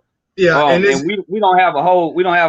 I'll touch on these and then I'll let it go. So we know our defensive back recruiting hasn't been very good. The past couple of years, I'd say going back to probably 2015 or 16, you know, we haven't gotten, you know, those 4 and 5 star DBs like we should have. In this cycle right here, we've landed 3 top, well, 2 of them are cornerbacks and 1 is listed as an athlete. So number 1 is Kamari Rogers, a cornerback out of Mississippi. That's Landon Abietta's teammate for the Louisiana Bootleggers. And he's one, I think he's like ranked maybe like 10th in the country at cornerback. And then right behind him is Traquan Fegans out of Alabasta, Alabama. And I think he played for Oxford, but now he transferred over to Thompson. Thompson is a nationally ranked, they in the top 25 high schools, you know, every single year. They one of the best teams in Alabama. That's where I want to say Tua brother Talia was the quarterback over there for a while. And I think Daz Worsham, who is on our roster, he went to Trussville. He went to Hewitt-Trussville, I think. But Kamari Rogers, Traquan Fegans, Traquan Fegans is an NFL dude. He's about 6'2", 185. I mean, and he's gonna get the J.C. Horn comparisons just because, you know, his size and his he had dreadlocks and then he cut them, but he played just like him. He played aggressive press man. Huh? I got a good question for you. What's up? Somebody asked in the chat. And it said, and I think especially on D line, O line, D line, and linebackers. But I'm on O line, D line. I think we getting a lot of skill players, especially on my O line and my D line. What are we looking at on D line? So all right, going back to the O line. Like I said, the only commit we have is a guy that doesn't have any film with pads on, with an actual game being played, and I think he's a project. He's a basketball player, so they're gonna try to put some weight on him. Liberty City boy, this is my homeboy Against the Grain. He hit me up. He actually hit me up last year, but things didn't work out. But he hit me up this year, told me he'll help me out with recruiting. That's my big bro, Liberty City boy, good dude, man. Like, I hear this all good. Liberty City, what's up, baby? It's against the grain, man. So I think what's left, we missed out on Daughtry Richardson. He committed to Florida State, I think, about a week ago. He was like a 3-star, somebody that we was kind of after, but it's not gonna break the bank if we didn't get him. And he went to Florida State. Couple more names out there is they call him Snoop. Snoop is out of Nevada. I think he a Polynesian guy, big guy. He just got officially offered the official scholarship offers went out August 1st. He didn't get one from Miami, and then he tweeted something like, you know, this recruiting stuff is crazy, man. You know, something to that effect. And then maybe like a couple days later, he posted, you know, after a good talk with Garen Justice, I'm blessed to be offered by the University of Miami. So that's somebody to keep an eye out for. But the 2 big names is gonna be Jacob Hood and Malik Agbo. I'm trying to think. I can't remember exactly where Hood is from, but I know Malik Agbo is from Washington, like Washington State. So if we get him to travel all the way to the other corner of the country to come play for Miami, that's a big recruiting win. Jacob Hood, I think they said maybe like 6'7", 370. So you can just imagine what type of player he'll be after he, you know, get rid of some of that baby fat and put some muscle on, get in a strength and conditioning program. So those are 2 guys that if we land those 2, I don't care who else we land at offensive line. I'll take Hood or Agbo and Snoop, and I'll be good with the offensive line just because we've done well recruiting the past year and year before that with offensive line. We're losing a lot of.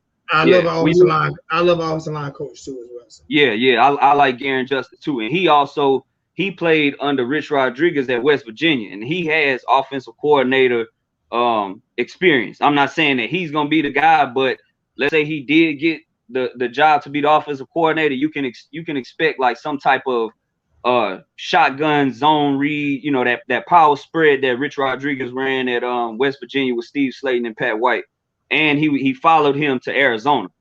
That's what we got him from Arizona when he was there with Rich Rodriguez. But as far as the defensive line is where it's at. The defensive line, we lead for a 5-star D lineman out of Monsignor Pace in South Florida for Shamar Stewart. He's one of the top guys. And I think the relationship between him and Miami is he's going through the recruiting process, but it's kind of like when you show up to school that first day and you see that pretty girl and you say, man, I got to make her my girlfriend, right? And then all these other girls come up to you and say they want to go to the prom with you, and you just like, I got my eyes on this one. So he's taking visits other places, but they not really going nowhere. He went to LSU, I think maybe a month ago or something like that. They said it was a horrible visit.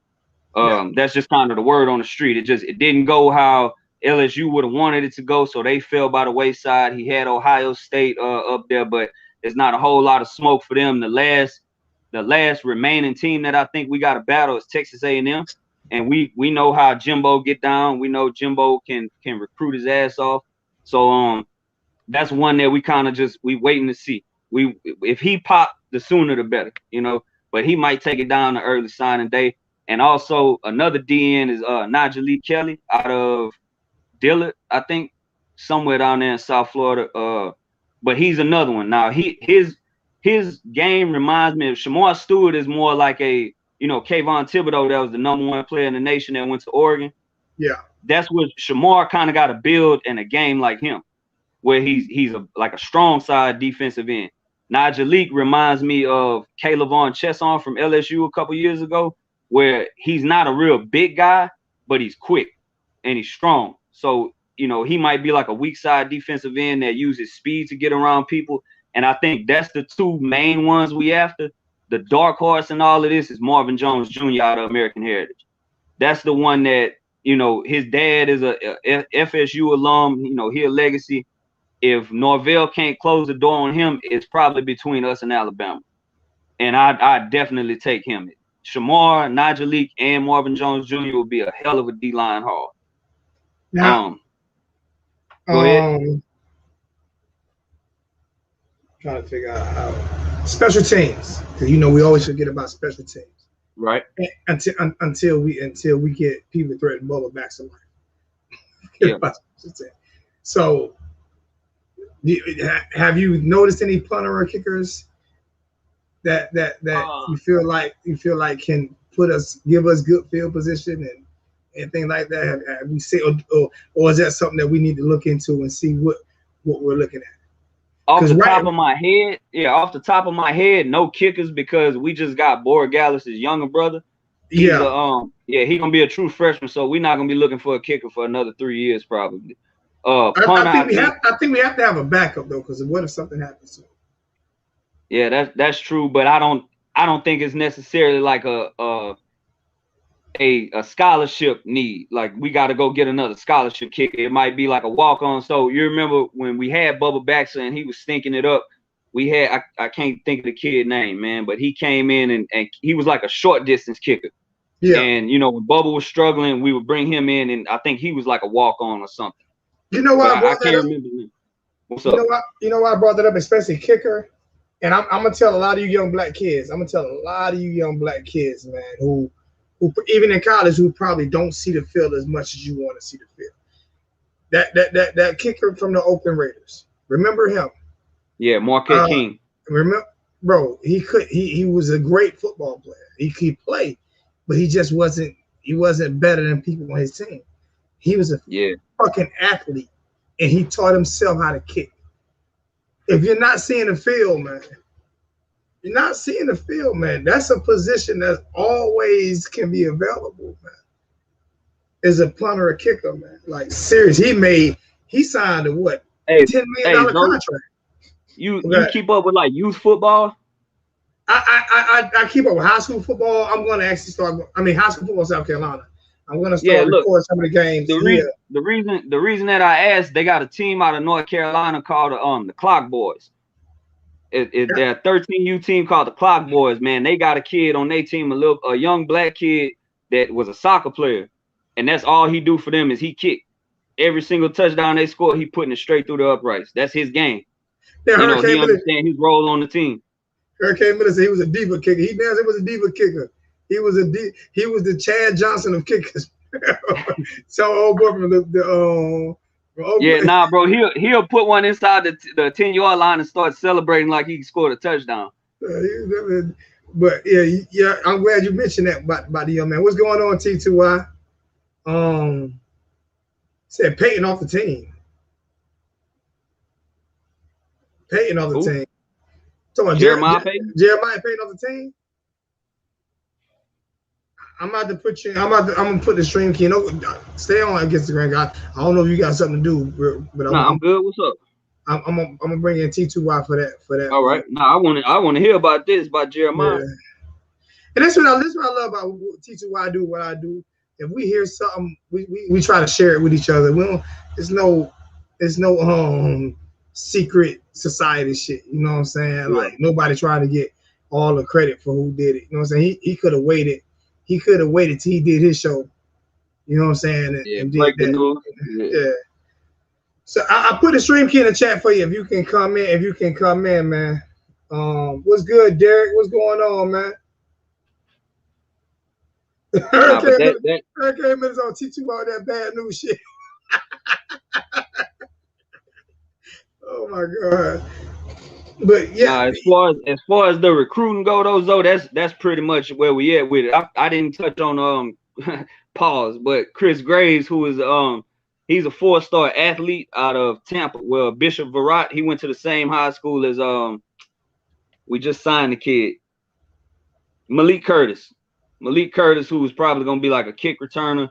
He don't have enough defensive film to be a DB. He probably be like a Travis Benjamin type of player for us, but that's his teammate, and he's another 4-star cornerback that we got in this class. So we signed with T-Rob and DVD. We signed 3 4-star cornerbacks in a couple of months with just off of FaceTime and Zoom before it opened back up to where they could actually meet face to face. A lot of this was done on like Zoom calls and stuff. So that was real impressive on their part, and we still waiting to see what safeties pop. I did put in there for you to come in, T2Y, if you want to come in. I don't know what happened with Jeremiah Payton, why he's off the team.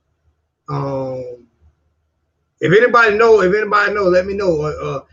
If you want to jump in, he at his mom's house at a birthday party. I got you. If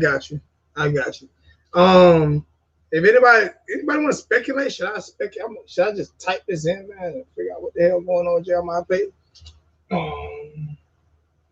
Let me see something. Y'all ain't typing them. I just go to Google.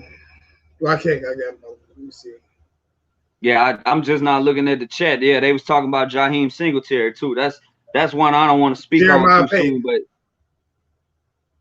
Jaheim Singletary. I'm just scrolling up. I'm just not seeing it, but yeah. I'm looking at it right now. I'm trying to find something on it right now. That's one that I'm not gonna say it hurt from, or we losing a superstar player. It hurts because if that is true, I'm not gonna speculate on it. But Jeremiah said Killer Cam too. Yeah, Cam Williams off the team. I just saw that today. They released the roster for fall camp, and he wasn't on it. So maybe Peyton wasn't on it either, and that's where they get it from.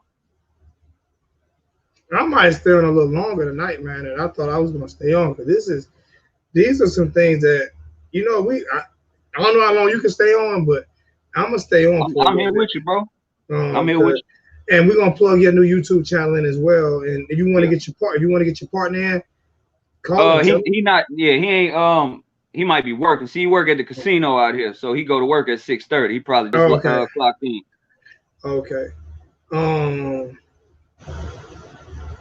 Peyton was the one that I think we was all high on, man, and we expected him to come in and compete. And it just, last year with the COVID, he kind of got probably shafted out of a lot of reps that he needed to kind of crack that lineup. But then again, everybody dealing with the same thing. And if the cream gonna rise to the top, and if he wasn't it, man, I mean, best of luck to him, So we're losing a defensive end in Cam Williams, which to me that hurt. I like Cam. That's big. Jeremiah Payton is freaking huge. What did he do or what did he not do? Now we speculate. Anybody know what he did or what he didn't do to not make the roster?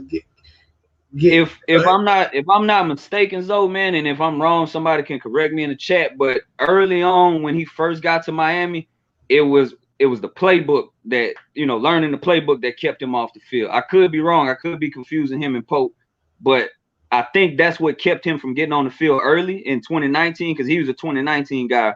And in 2020 with the COVID, we didn't have a spring. There was a lot of reps and a lot of, a chance for him to impress Rhett Lashley and get in the lineup, but that didn't happen. So that I'm pretty sure. I don't want to speculate, bro, because I don't know. This is my first time hearing of it. Yeah, and I know who will speculate. Hurricane Millie ass will speculate. Hurricane Millie said probably partied too much. Hurricane Millie ass will throw something out. Hurricane Millie said he probably partied too damn much.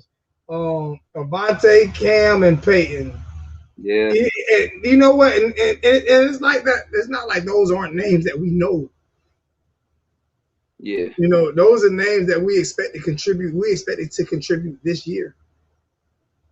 Yeah. I don't know. With Cam Williams, I don't know if he was gonna be. He would have definitely got in the rotation. I don't know how much he would have got into the rotation, because we picked up the transfer from Tennessee, DeAndre Johnson, and opposite defensive end of him should be Jafari Harvey. They list Zach McCloud. They listed Zach McCloud as a starting DN over Jafari Harvey, but I think Harvey and DeAndre Johnson is our main two, with McCloud rotating in, and Cam Williams probably would have got some of those that fourth spot getting in. So like I said, we didn't really lose like a starter or a rotational player, so to speak, but we lost a player. It's never good to lose a player. So time out. Because you just said something, so I need to talk to God real quick. Yeah, what's up? God, please, do not let Manny Diaz mess. Don't let this just be a favoritism thing. We all want Zach to succeed, God. We all want Zach McCloud to succeed, God. But if we're gonna talk about what you gonna do though, Zoe? What you gonna do, bro? That's where we've been for the past couple of years. Time out. But if people want to kill Nikosi Perry, hell, if they want to talk all of shit about Perry, if there's one player in the history of football who has had more chances than anybody, it has been Zach McCloud. He has been able to play linebacker, cornerback, safety, wide receiver, running back, defensive line. He gonna be a fullback before it's all said and done. He has had the opportunity. He has had more opportunities than a privileged white kid. Okay. So he better perform this shit. I don't want to hear none of that shit about nothing. I don't want to hear nothing. He has had, you name me one player in the history of football who has had more opportunities than Zach McCloud. And I'll give you $100 right now. Name me one that has had more opportunities than Zach McCloud. Jake Fromm. No, Jake Fromm ain't had more opportunities. Jake Fromm. Jake Fromm only got to play one position. Hey, but Jake Fromm made a living he got drafted off of being mediocre. Yeah, I understand what you're saying. Jacob Eason got hurt. He came in and he showed Kirby Smart just enough to say, I can manage a game, and the dude was a starter for the next 3 years. And he managed pretty decent. And Georgia ain't won shit. Exactly. He managed decent, though. He did. What I'm saying is Zach McCloud he's had a history of getting beat on every plate. And they still I like him as a person. I do. And if he started defense in this year, I hope he got 30 sacks. I'm being honest with you. I hope he ball out. So he can get drafted and get the hell on. But what I'm saying is he has had more opportunity than any football player I've ever seen in my life. Yeah. And what's crazy is if COVID never happened, he'd be gone. Remember, he redshirted that year Shaq and Pinckney left, so he came back 2020. And when he came back 2020, the COVID happened. They like, oh, you get another year, and they like, oh, I'm gonna use that. So I I wonder if he's Manny Diaz's roommate or something. Man, he knows something. Hey, I don't know if he eat dinner with Blake James or watch his kids on the weekend or something. Manny fired his best friend and still kept Manny, I don't really know what to say. Manny fired his best friend. But you know what it is though, Zoe? He's one of those guys, man, that look good coming off the bus. You ever heard that expression? But they're joking in a suit. Oh my. Yeah, man, he's a first team Greyhound All-American. People kill me and they always talk shit about DJ Ivy. Yeah. Always. But Zach McCloud is rarely ever mentioned. I'm trying to figure out. Like you must not. Yeah, you don't follow the same people on Twitter I follow. They give McCloud hell every chance they get. I don't go on Twitter because I don't like the way they fit. I don't like you see how I just talked about McCloud and not did it disrespectfully. Yeah.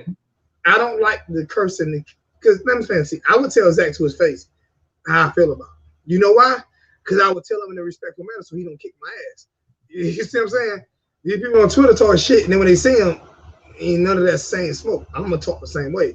That's like when Michael Irvin. I thought Michael Irvin was gonna beat me up in Orlando, because I used to always. I don't know if you remember. I used to always talk shit about his son. Right? Yeah, that's what you told me last night. Playmaker ran up on you. Yeah, Playmaker ran up on me. Playmaker, I thought he was gonna beat me up. He's like, nah, man, I just messing with you, man. I just messing with you, man. Yeah. But nah, he was cool with it. He ran down on me. I tried to run. I couldn't go nowhere. He was like, he looked at me saying, so I was like, oh shit. Yeah, nah, look, little Hurricane say Scott Patchin got more chances than anyone. That's a fact. Patchin going in there, he got a medical red shirt and a COVID red shirt.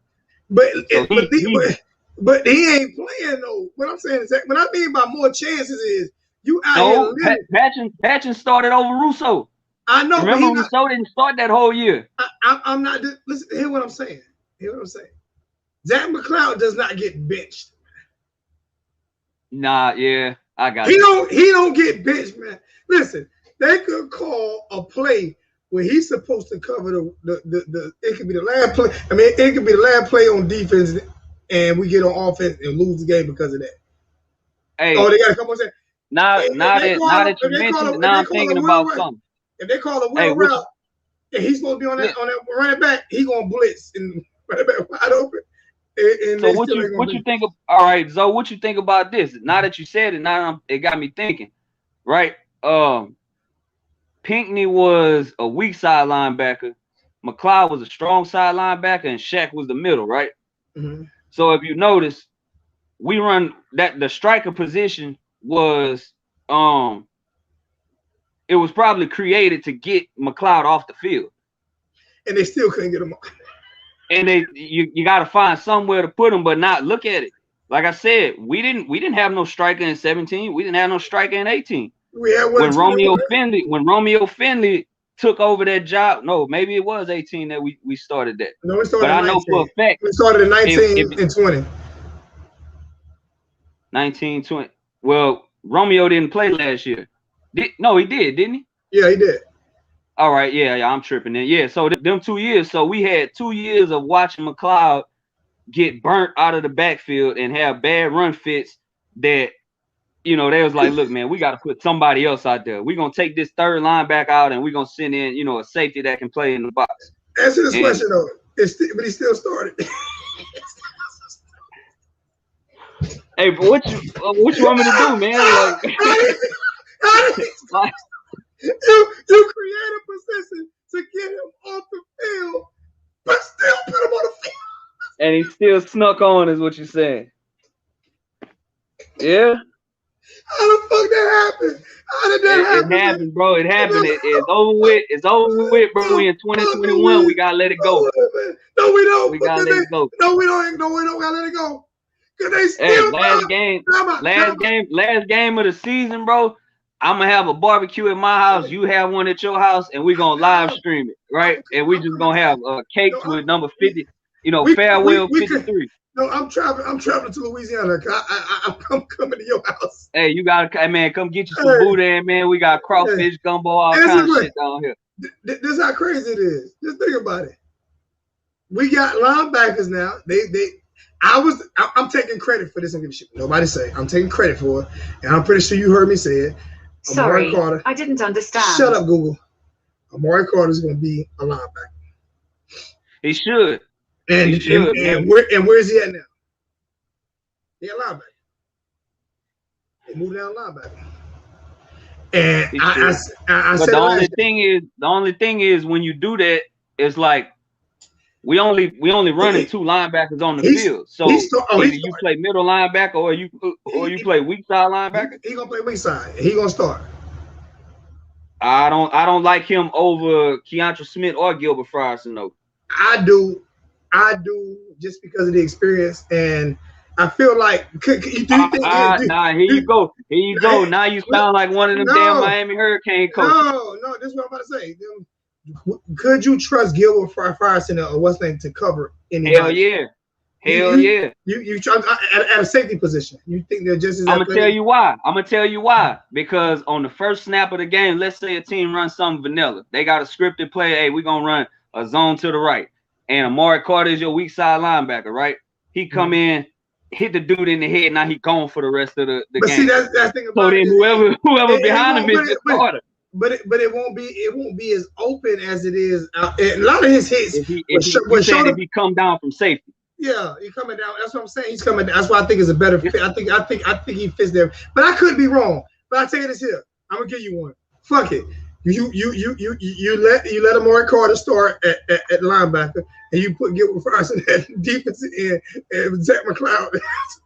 See, now you're talking crazy, bro. Now I gotta hang up. I gotta hang up. Damn it. How the hell they get the ball to the defensive end started? Nah, bro. I ain't get to talk about like the linebacker recruiting just because we don't have a whole lot. But I think our linebacker for the future is Wesley Bassant. He comes in, and I think we don't recruit another linebacker for that position for at least 2 years. Frierson is hell. Frierson is hell when he out there at that striker and they throw that ball out in the flat. I haven't seen him miss a tackle in the flat yet. Brandon B. And he's putting on good weight. Brandon B. said Brandon B. said Amari Carter would be ejected first quarter. I say the first drive. I can't let my boy. Yeah, hey, but if you get ejected, at least the starting running back or wide receiver ain't playing. You better take him out. You better make it count. You better make it count. Oh, he makes it count. He make it count, man. That's why I like he a dog. He a dog. You know what? I would rather talk about Amari Carter not starting because he's too aggressive than him being a bitch. You know what I'm saying? Hey, and you know what? It's funny you said that. It's funny you said that because if you remember the start of last year, bro, he was getting a target in every game, and everybody was like, "Man, what the hell is this dude problem? Why he can't hit up, bro?" And it's like later on in the year, you saw him get kind of tentative. Yeah. It's like he was too scared to get targeted, but it's like, bro, that's kind of what you're here for. And what's our young player that everybody want to start at corner? What's his name? The young player. Corey Couch. Yeah. Hey, he's a pit too. He's small, but he's not scared to tackle. But he got abused, and like he got in the Oklahoma State game. Like he really got abused. He really did. He did. Listen. I know why you saying it. I know why you saying it. Listen, I don't mind that though. This is why I don't mind that. See, listen, this. Let me finish because I said he got abused. And you know how people write articles and they don't let people finish what they want to put in the article. So let me finish what I'm saying. I'm glad he got abused because his head was getting just as high as the fan base was letting his head get. Because he was on fire. He was on fire them last couple of games. So when you get your ass handed to you, right? Like he did. Yo. He has so much. He has so much dignity. He has so much honor that won't happen to him again. Man, he got pass interference calls that I don't feel like was necessarily. They was ticky-tacky. I was throwing the flags while the ref was throwing the flag, bro. And I'm gonna listen to me. No, he was grabbing and holding. He was holding on for dear life. He was like your little nephew, grab you around the ankle. He was also going against two of the best receivers in the country. Who y'all talking about? Lamar? Yeah. No, Corey.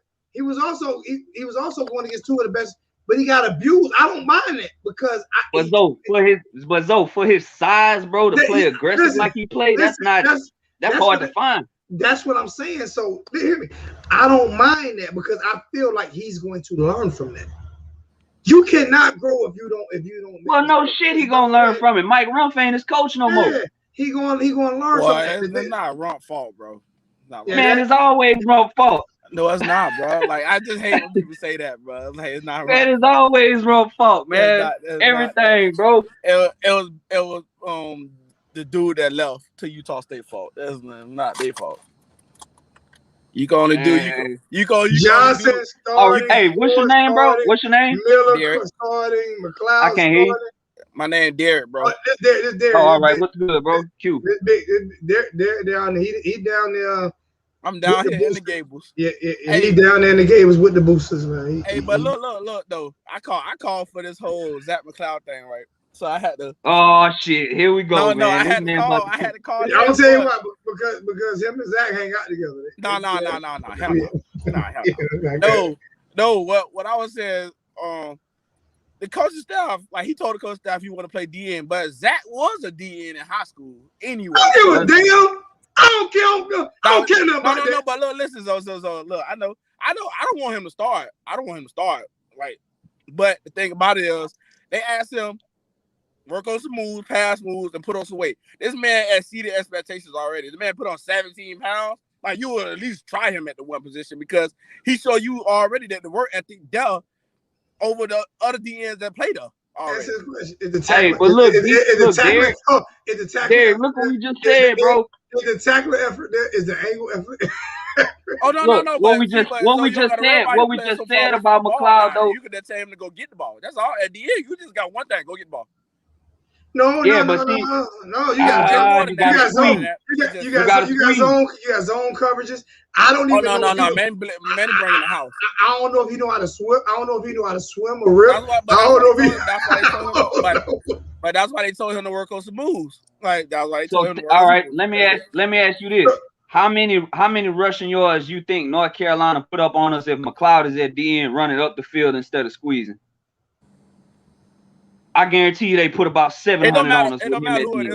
It's the scheme. Listen. That's what I'm saying though. McLeod's problem was his run fits was bad. Look, all right. So if he just go ahead. I'm telling you a simple answer. I want to hear what happened.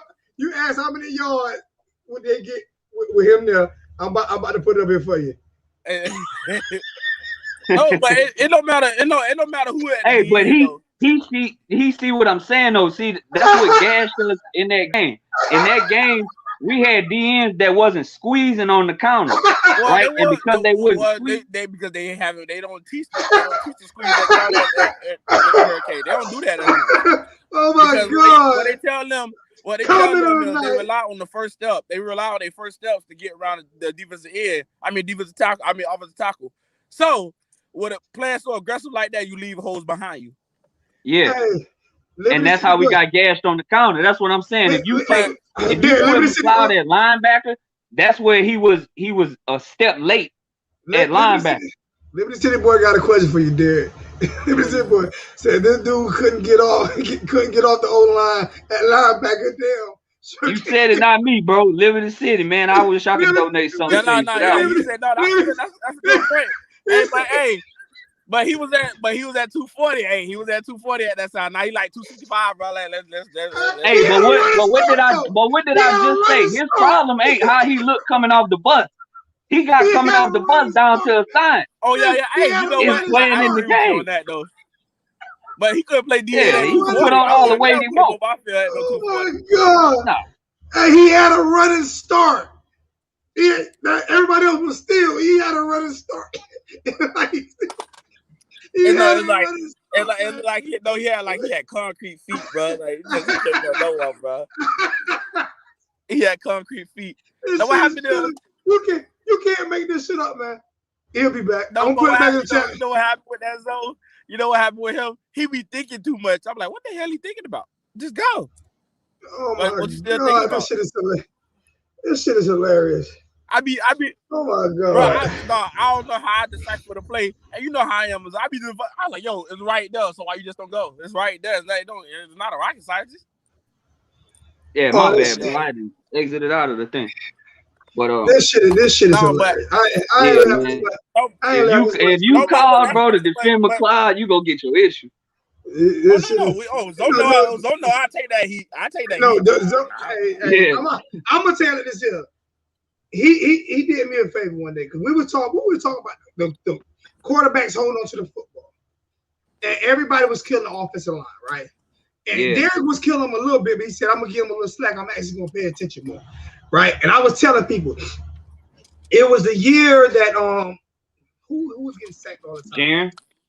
No, Malik It was Rozier. both. It was Jaren. It was Jaren them year. It was Jaren. Now listen, it had to be Jaren. It was Jaren and Malik. It was both of them, but it was Jaren more. But hey, but let me finish now. I kept telling everybody Miami was top 10, and they were ranked number. I think it was like number 7 in time per pass. Right? How long they get per pass? They was at 3.8, 3.3, and you only get like 2.7, and everybody calling me a liar. And Alabama was only at 3.6. Exactly. Like, bro. I'm about to grab my charger right quick. Everybody was calling me a liar. Derek said, "Fuck it." Derek at the game with a stopwatch. Like, this man got hella time to throw the ball, man. I don't know. And calling me, telling me, "Bro, you right." And I'm like, I wasn't at that game. I appreciate that shit so much because I'm like, and then after the game, Derek was the first one to come on and say, "Bro," and had that shit written down on paperwork with plays and all this shit here and showing the people saying, "Bro, I had to stopwatch on it." So right, I had to stopwatch on it, man.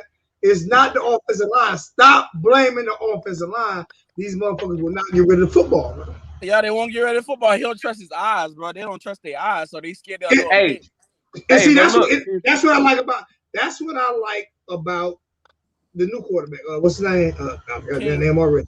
No, not King. What's his name? You about Garcia? Garcia has a time clock in his head. But you know what? Garcia got that fuck it, let me let it fly type of thing too. But I was at the spring, I'm like, oh, he just say fuck it, I'm gonna let it fly. But how many times, like, remember when they were blitzing him, how many times they just step up and just dump the ball off to a running back or dump the ball into the tight end, not holding on to the ball, not trying to do too much. That right there is taught. That ain't like him with a time clock. That's taught to him. Like, man, please check now. But he does it with ease. Mm-hmm. This my question for both of y'all. So we talking about Malik Rozier holding the ball in 18 or 17 too, for that matter, and Jaren Williams, right? Yeah. So think about the offensive systems that we had in those 3 years. The offensive systems, these guys might have had the time, bro, but if you call in the same plays and this shit is covered, you got no choice but to hold it or throw it away. Look, no, I got it. I already got this. All right, we gonna see. Keep that same energy. Look, remember this right here. Keep that same energy when you see Enos at Maryland and you see Maryland Tua little brother go off out there. You gonna be like, how the hell that boy going off out there like that? You gonna be like Enos, like I wasn't an Enos fan, but I keep telling people, I keep telling people like this here. You saying a kicker would have saved Enos' job though. The kicker would have saved every game. This kicker would have saved Enos' job. If we would have Borgowski as kicker, I'm just saying, no. If we had Borgowski at Miami that year, we had 3 more wins. We had 3 more. And he would have his job. Tell me I'm wrong. But no, you're not wrong. You're not wrong. But that's all I'm saying. Listen, so you're not wrong. But do you? I like Red Lassie better. I like Red Lassie way better. But what I'm saying is we did not score as many points in our fucking red zone when it comes to touchdowns was damn near identical as it was with Enos last year. Yeah. Better 100. Yeah. It's the same. I proved that shit. I proved it. I had them pull it up. I had everybody pull it up on a live chat, and I proved it. And I proved no. Right. With better talent, with a so-called better quarterback, and all this shit, we averaged about the same amount of touchdowns and points in the red zone. Hold on, Derek. They fired him. He go be a running back coach for a year and then come get an offensive coordinator job. He was interviewed by 7 different teams. I already know AJ about to say COVID. But that was Eno's first. That was Eno's first year coaching at Miami too. Eno didn't have a COVID. That was his only year coaching at Miami. But if Dan Enos had more, he had a whole spring, he had a fall, and all of this, and he was able to accomplish that. And then Lashley came and did it with less, and they did the same thing. That's not necessarily impressive. But look, my question. I'm gonna tell you why it is. Because all the teams, Dan Eno played. Red Lashley played against teams that their whole team didn't play because they had COVID. So his second. Don't give me that, bro. No, I can't because you brought it. I can because you brought it. By saying that, you saying like we was at full strength though. We was missing players with COVID too. What I'm saying is he had the opportunity of not playing against some of the team other best players because they were out with COVID. So I'm going ticky-tack. I'm going tit-for-tat with you. That's all I'm doing. You using an excuse for Red Lassie, and I'm using the same excuse for Dan Enos. I'm just going tit-for-tat with you. That's all. Now my question is, let's say, all right, Lashley won what? We went 6-7 when he was there, right? And we won 8 games with Lashley. That's not really the point, but would you want to keep an offensive coordinator that a kicker saved his job, or would you want an offensive coordinator that his actual production? No, he had to go. I'm not even going to disagree that he had to go. Who was on a fire Dan Enos bandwagon first? Was it not me? But a kicker saved Red Lassie job last year. But I'm gonna tell you. With two field goals that he set records with. He saved his job. A kicker saved a Red Lassie job last year. I'm gonna tell you the difference. What I mean by that, they wouldn't have fired Rick regardless. But what I mean what I'm about to say is gonna shut down your whole argument, though. You can never shut down my argument. I'm too smart. Dan Enos, was he or was he not? Hold on. Dan Enos or was he not the offensive coordinator for the Louisiana Tech game when we scored 0 points? Yep. Oh, he was, but he knew he was going to get fired that day. All right, you didn't know that either. He was why? All right, so you making excuses for him not putting up no points? I'm not. I was there. I was that day. Was he or was he not the offensive coordinator in the Florida International game that we lost? Actually, what's name called was the more drinking and partying before the game? Actually, it's been a big thing. It's been a big thing of. My man, Lil Hurricane already on game. The night before that. All right, don't worry about the Hurricane. The Hurricane come here. The Hurricane. He on my side, man. Y'all defending Dan Enos, man. That's some crazy shit. I'm not defending Dan Enos. No. Dan Enos don't get no pass. You're not letting me talk. You're not letting me talk. I'm not defending Dan Enos. Lil Hurricane talk shit.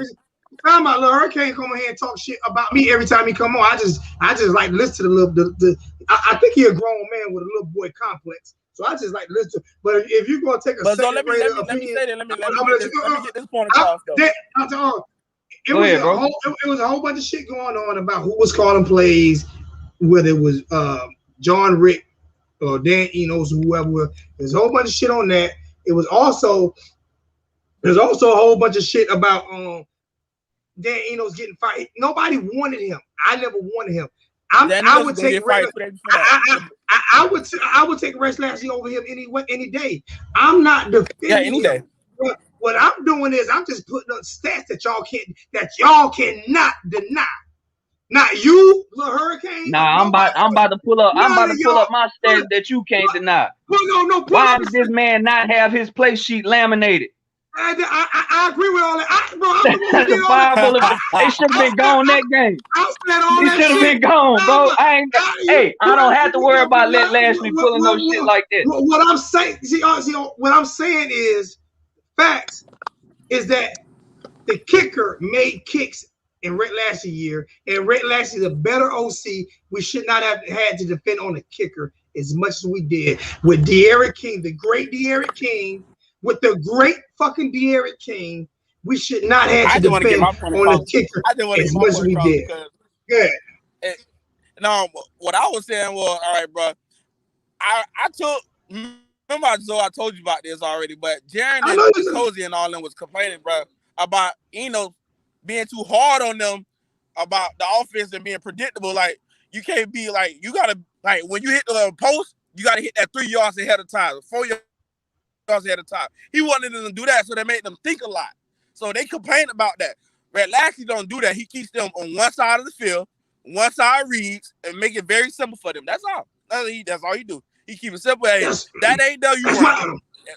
That's why we can't. That's why we can't score on it. That's why we can't. That's why we good from 20 to 20. Once we get in the red zone, Eno told them, bring out the progression. You check 1, 2, 3. You check everybody. Let me explain something to you. I think what you're saying, the numbers that Eno's put up, is more of a testament to our team than it was him. Because if you actually look at the offense that he was running, bro, our players was designed to fail. They was designed to play a whole lot worse than they did.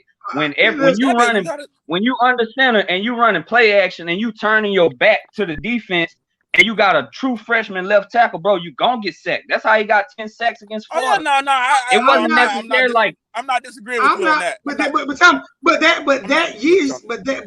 year we was top 7 at offensive line protection. Yeah, understand what I'm saying. When it came for holding the ball, a lot of times Jerry did this right here. Hey, I understand what I'm saying. I agree with you on that 100%. But so, what I'm saying fact of the matter, we're arguing a point where I'm agreeing with you, but you're not agreeing with me. This is what I'm saying. I'm agreeing with you, but I just feel like arguing. Dan Enos was trash. Yeah, fact. Flat out trash. All I'm saying is, if he would have had Borgauskas, he would still be the offense coordinator. Hey, Brandon B, I'm gonna get to that comment in a second, Brandon B. I was telling you about that. How Tua was at the Dolphins interview, and the Tua say Enos them taught them how to check through progressions and break stuff down out there. And I was like, okay, if he telling that means he getting NFL teacher, he not getting college teacher.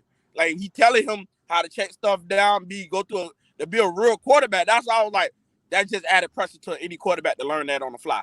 That's very hard to do. So you just get Lashley, teach them half of the field, teach them simple football, and go from there. So that's what I said. And that's a good question. Like I said, I'm a Lashley guy. Lashley against North Carolina and Clemson. We ain't doing motherfucking thing. Hey, hold on. I got the floor on this one, bro. I got the floor on the Clemson game. So, like I said earlier with Lashley, he called a bullshit game, that Clemson game, bro, because I feel like he panicked. He panicked because we would run the ball on first down, and then when we didn't get 3 or 4 yards, somebody else made a point, man. I wish I could go find it, but they said Lashley offense is predicated on how many yards he get on that first down. If he don't get like 3 or 4 yards, all right. That's every offensive coordinator in the country. That's every single team, every offensive coordinator in the country. Everyone, it predicates on how many yards you get on first down. On tempo though, like that'll be hurry up. Yeah, because you can't go tempo if you don't pick up yards. If you don't move forward. Yeah, you can still go tempo. You can't go tempo if you have an incomplete pass. Yeah, it's gonna be a quick ass 3 and out. Yeah, but my whole thing is every team in the country predicate they play book on second, even high school. But this is the difference. These teams that predicate they offense on the first play, when they don't get them yards on first down, they go intermediate that next play. They don't try to get it all back on the second down and throw go routes up the sideline. And that's what Lashley did. If you go back and watch that game, bro, the whole game, when he ran it on first and we didn't get it, he just started throwing go routes. So you start to think, man, De'Aaron can't hit a deep ball. No, Clemson DBs is playing 7 yards off, and they 4- and 5-star guys.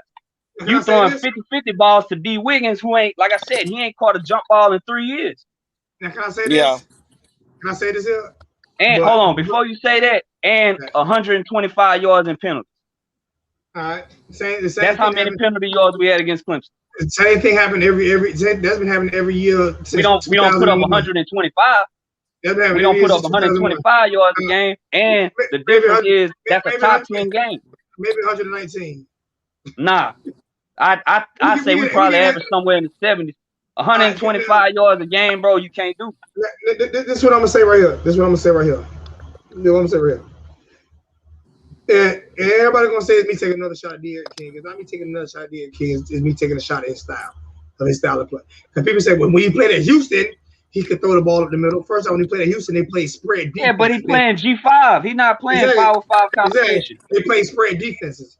The problem with De'Aaron They wasn't King, running him the problem with De'Aaron King is, and if you watched it, we could not get you to the center middle of the field. Everything was thrown to the outside with De'Aaron King. You know why we couldn't use the middle of the field?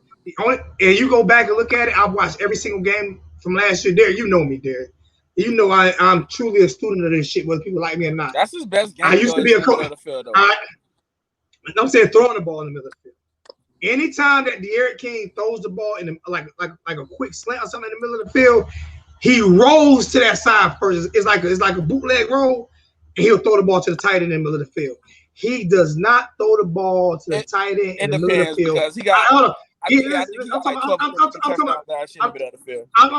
about quick. I'm talking about quick passes, quick slants. I'm not talking about. Yeah, he threw more. The touchdown in Virginia Tech. Exactly. That's just what I was about to say. And matter of fact, Harley had the same play. Harley took a slant 50 yards. But it wasn't a quick. This is what I mean. Yes, it was. It was a high read. This is what I mean by quick. Nine times out of 10 he throw a quick slant. Wiggins deep pass. 9 times out of 10 he throw a quick slant and gets knocked down by the opposite line because he can't see over the line. This is what I'm saying. It didn't happen against Virginia Tech, but it happened most other games. That showed me that I'm right because y'all naming 2 plays. Y'all naming 2 plays. I got a play that I remember. This play is burned in my brain, bro.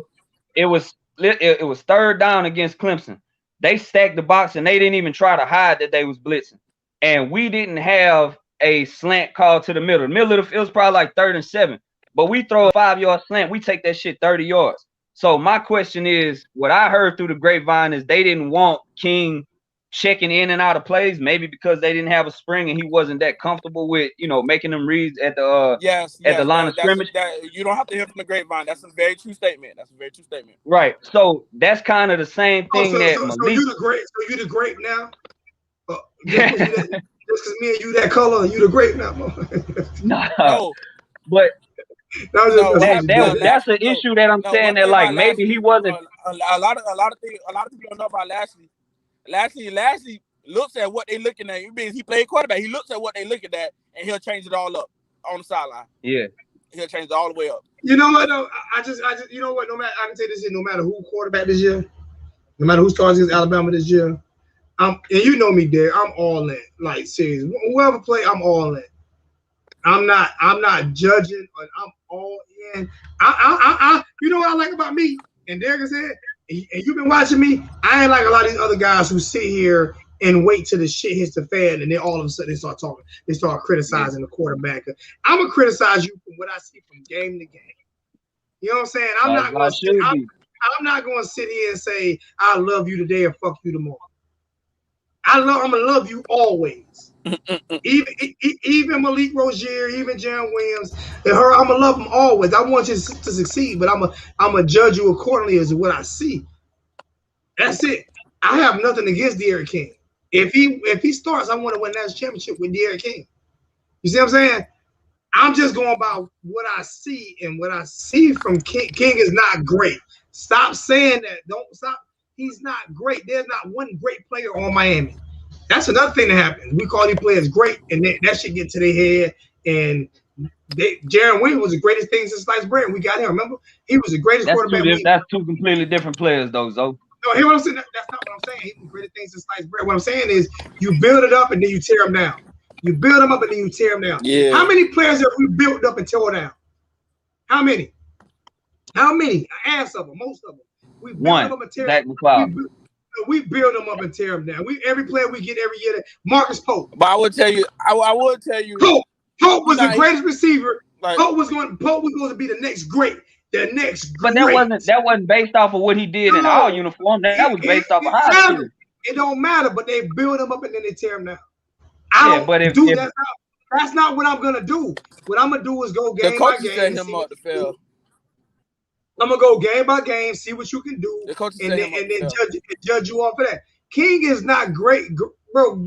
When you say great, you say, listen, Johnny Manziel wasn't even great, and he was very good. Last year is good, like great. You know, great is Heisman Trophy winner. Great.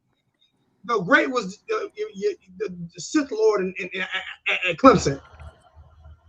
That was great. Yeah, that's great. Oh, Trevor. That's great. Trevor was that's great. That's great. So that's when you say great, that means you put Derek King on that level with Trevor Lawrence, and you would be. I don't know, bro. I don't know. A motherfucker. Hey, Trevor Lawrence got hit twice by two players, and these motherfuckers both got ejected. Listen to me. I'm not saying he's not great. I'm saying that he got. If you getting Tom Brady calls, yes, you great. I'm proving your point. I'm agreeing with you. Answer this question: Would you take Derek King or Trevor Lawrence? Trevor. I'll take Trevor.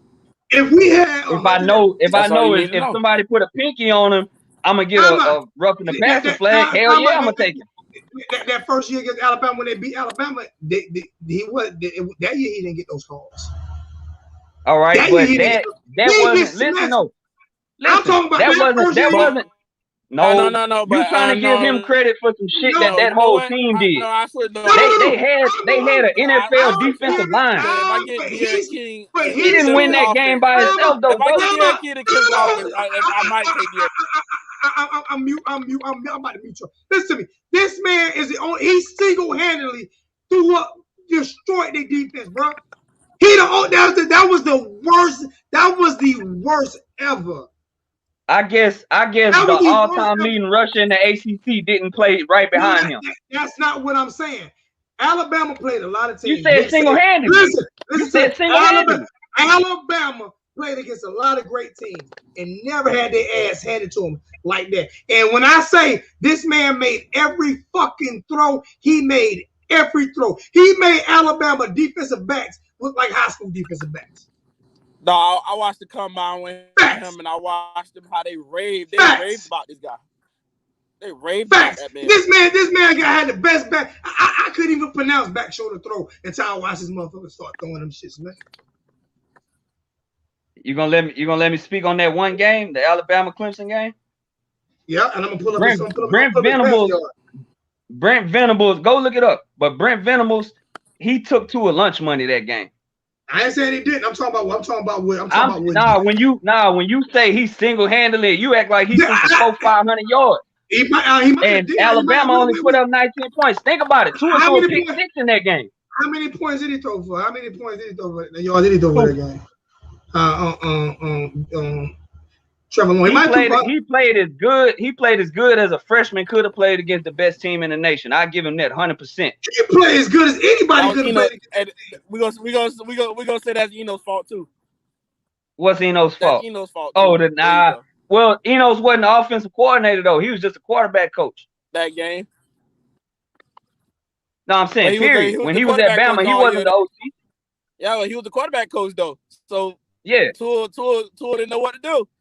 You check with your quarterback coach in the middle of the game, bro. You don't know what to do. But it ain't that he didn't know. It's that Brent Venables watched film on him all year and he knew his tendencies. Tua is not a hard quarterback to figure out. That's why LSU beat the time they beat him in 2019. Trevor Lawrence against Alabama that first game. 20 of 32 for 300. Right, so that's less than 20 of 32 for 347 yards and 3 touchdowns. Miss me with that bullshit. You can argue that. Miss me with that. Miss me with You said what? 3 touchdowns? And 347 yards. And 3 touchdowns. 3 touchdowns. That's 18 points. They poured them in a four. You know what happens when you stretch the field like that and you throw the ball deep like that? It opens up the running game. Are you not telling me the passing game? You saying he threw 3 touchdowns is 18 points. Now I'm not. You don't get no points for yards. You don't get no points for yards. You can throw a 99-yard pass and get tackled at the 1. How many points you gonna get? But it opens up the offense. It opens up the offense. Okay. But you know what? All right, now listen to this. You know what? I'm not gonna argue this no more with you because no matter what I say, I'm gonna lose this argument with you because I just pulled up stats and every time I pull up something, you like, but that doesn't count because he didn't. I didn't say it didn't count. All I said was he put up 18 points, right? They scored 44, though. Exactly. They scored 44. Exactly, but you're not telling me that pass and that break. But you know, you the one. You saying he single-handedly beat him, and I'm saying Tua threw 2 picks. He threw a pick 6. Answer this question. Answer this question. When you throw the ball like that, does that not back them linebackers up? Does that not back them linebackers up? When you yeah, but ain't that the quarterback job though? That's not open. Nobody said he had a bad game. How many quarterbacks did that against Bama? Is what I'm saying.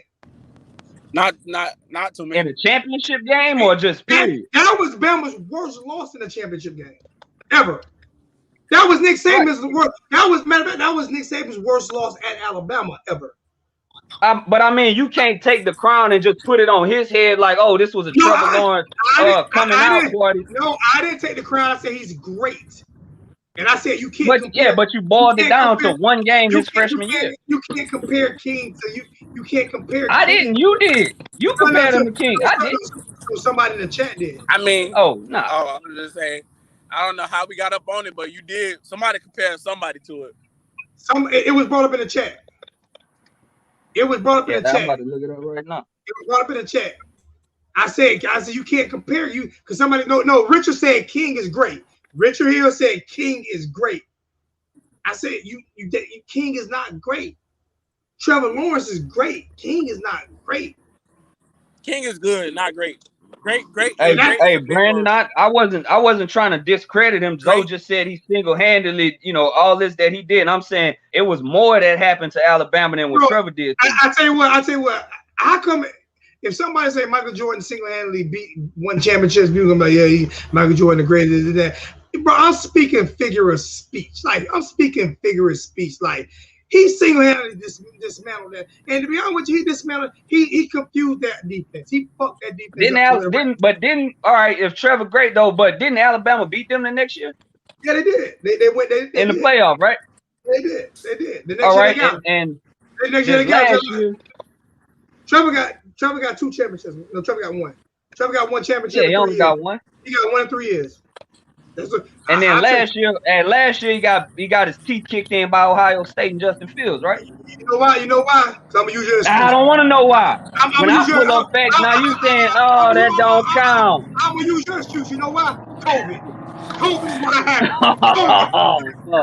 COVID. Man, get out of here, bro. Nah, dog. COVID. Hey, bro. We was in 2021 by then. The COVID had to cool down, bro. The COVID was at 105. Then it was at about 98.6. They checked everybody's temperature, bro. Everybody was good. Everybody get their ass handed to him, but he's still a great. Hey, but you know what? And I'm a kind of be a hypocrite on that one, and I'm gonna say that I'm blaming Trevor for losing. But if you go back and look at it, Brent Venables was the reason they lost that game, because with Brent Venables, his style is, I'm gonna put my defense out there. I'm gonna see what you line up in, and then I'm gonna send in my play call. Right? And that caused. The Hurricane said Trevor 1-0 against Bama. So they never play. Who they lost to that following year? I don't know. LSU. They lost to LSU in the title game. Yeah, LSU beat everybody bad. Yeah, they stomped. That was their year. That was LSU was destined that year, bro. Yeah, they was destined that year. They stomped everybody. Everybody played. They wasn't even close.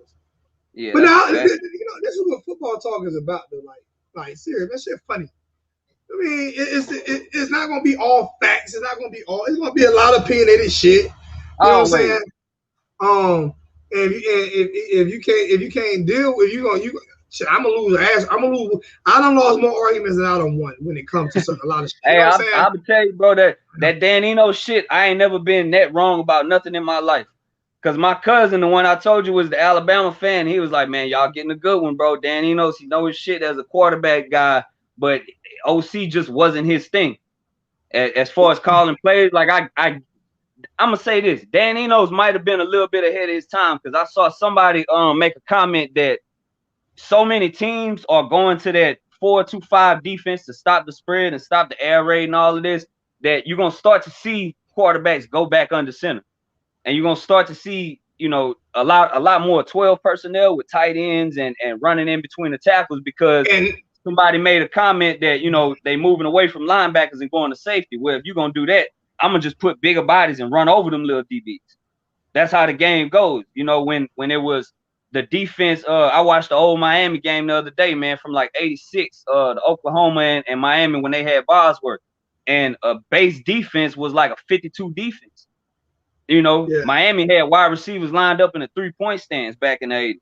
So it was easy to stop that. But then once that defensive speed started to catch up, it was like, hold on, man, we got to spread them out and create some running lanes. You know? Yeah. I can say this much right here, man.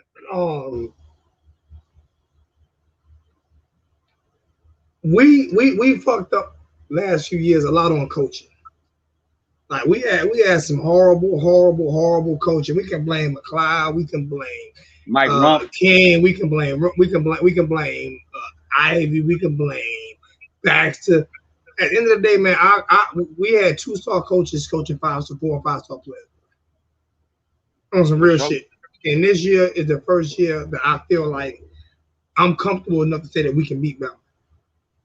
We can. And the only reason is because I feel like we have the coaches that's gonna have these boys ready for that game. Not saying we're gonna beat Bama, but listen to me, man. Right. I am man, you crazy as hell. That's what I hear, man. Listen to me, bro.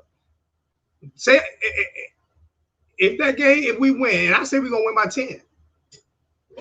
Don't let us win by 10. If what happens, let's say a genie drop in your living room right now, and he says, "Zoe, you got one wish. What do you wish that the Miami Hurricanes show in order to beat Alabama? What they need to show you? Or if you could fix one problem, what would it be?"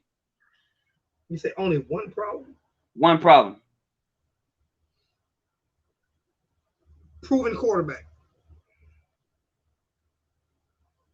That's with the team that we got. We can't bring in a new guy. No. I'm talking proof. I mean, the proven quarterback on this roster. Proven quarterback. What quarterback is going to take the throne? I want a quarterback to take the throne. No more back and forth switch. No more back and forth switching. I want a quarterback to take the throne. Well, that's not gonna. Nobody gonna take that job from. No. You know, if you ask me, if a genie asks me, yeah, I don't care if it's Derek. I don't care if it's Derek. That's kind of. I don't care. Listen, I don't care if it's Derek. Listen. You said I didn't say Garcia take the throne. I said I want one of these quarterbacks to take the throne. You're saying that though, like Derek ain't already did that. To me, he hasn't. To you, he hasn't. All right. To me, he hasn't. So that's why you say you asked me what I want. I want to see one of these. So I'll rephrase your answer. Your answer is I want one of these quarterbacks to show me that they took control over the job. Because Derek still hasn't shown me that. I mean, I guess Richard, is a king. It's a king job. But that don't mean a king is always playing. Like Derek King, just because his last name King does not mean. Bro, listen to me. And we, like I say, even against the Westland game, whether Derek King or not, Derek King had 2 horrible games last year, and he had some very good games last year. So I'm not saying that Oklahoma State. Yeah. So I'm not Oklahoma, no Clemson. It was other. It was somebody else. Yeah. All right. So, now listen. I'm not. Watch that. I don't care about that. That was last year. Right. Watch that. All right. I'm not saying he can't be great. I'm not saying he can't be great, and if he's the name, the starting quarterback of Miami, I'm hoping he is great because I want him to be great. I want him to win. I want him to win. Listen, me and Derek came around. His mother died. His father died same as my mother died. You know what I'm saying? Our stories are kind of dad died. I don't think his mom died. I was saying his father died around the same. He's the same age as when my mother died.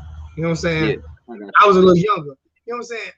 I want him to win. But when I want him to succeed.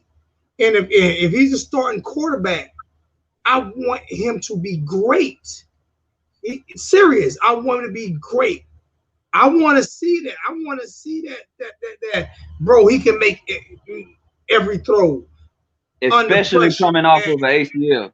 Yeah, under pressure, sit back in the pocket and thread the needle over the center middle of the field, and you know, he gonna make mistakes. I don't care about that. Everybody make mistakes, but I want to because he's already a great leader. If you want to name a king as a leader, oh, he's a leader. Yeah, he's a leader. But I think there are limitations on him that he can overcome even with his height. I just want to if he does that, I want to see him do that. That's why I asked earlier about, like, you know, if what I heard was true about him not being able to make the checks at the line of scrimmage, because if you don't give him that option, he'll never be able to show you what you need to see out of him. He just calling whatever the coach calling from the sideline. But see, that was the same thing with Perry. Perry was limited on everything. I think it was a little bit deeper with Perry because his coaching was way worse, and he was way more behind the 8 ball than King was. But everybody say King is way better than Perry when Perry was never given an opportunity. We're gonna see how you see what I'm saying. He was never given an opportunity. He was never given a fair shot. It's hard when you're never given a fair shot.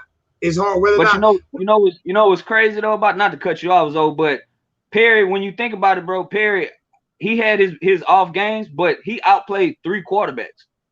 Mm-hmm. When De'Aaron went out against the Oklahoma State game, like I said, I can't really hold that one against him because the defense gave up 3 fucking touchdowns quick in the first quarter, you know, and then now he put in a position where he's forced to make plays. With Perry, is like, all right, bro, De'Aaron Hurt coming in, just sling that bitch, do what you can do. It's our last game of the season, and he opened up. So he did, he looked better than De'Aaron in that game. And then when he outplayed Jaren, when Jaren came out and threw them 3 picks in the first game against Virginia Tech, and he came out and brought us back, and we got screwed on that last drive where they said Brevin came up short. And you know what happens? Anytime, and other quarterbacks will allow to make mistakes. Anytime Perry made a mistake, he got pulled. Yeah. Nah, that's you ain't lying about that one. Anytime Perry made a mistake, he got pulled. Anytime. Yep. And I hope he kill it at FAU, man. I hope he go in and just light that bitch on fire. I already ordered my number. No, I'm for sure watch their games. No, I'm a supporter. I already ordered my number 12 FAU jersey. I already ordered my number 12 FAU jersey. Yes, I did. I am a Perry fan, and I ordered my number 12 FAU jersey. And I'm hoping he throw for 32,000 yards and 300 touchdowns and win the Heisman and be the first pick in the draft. I'm just being honest with you. Yep. I'm just being honest with you. These I ain't gonna lie like a lot of fans do. I'm gonna be straight up honest with you. And FAU, they got a lot in the transfer portal, man. So they should do a lot better this year than they did last year. We'll see what Willie do.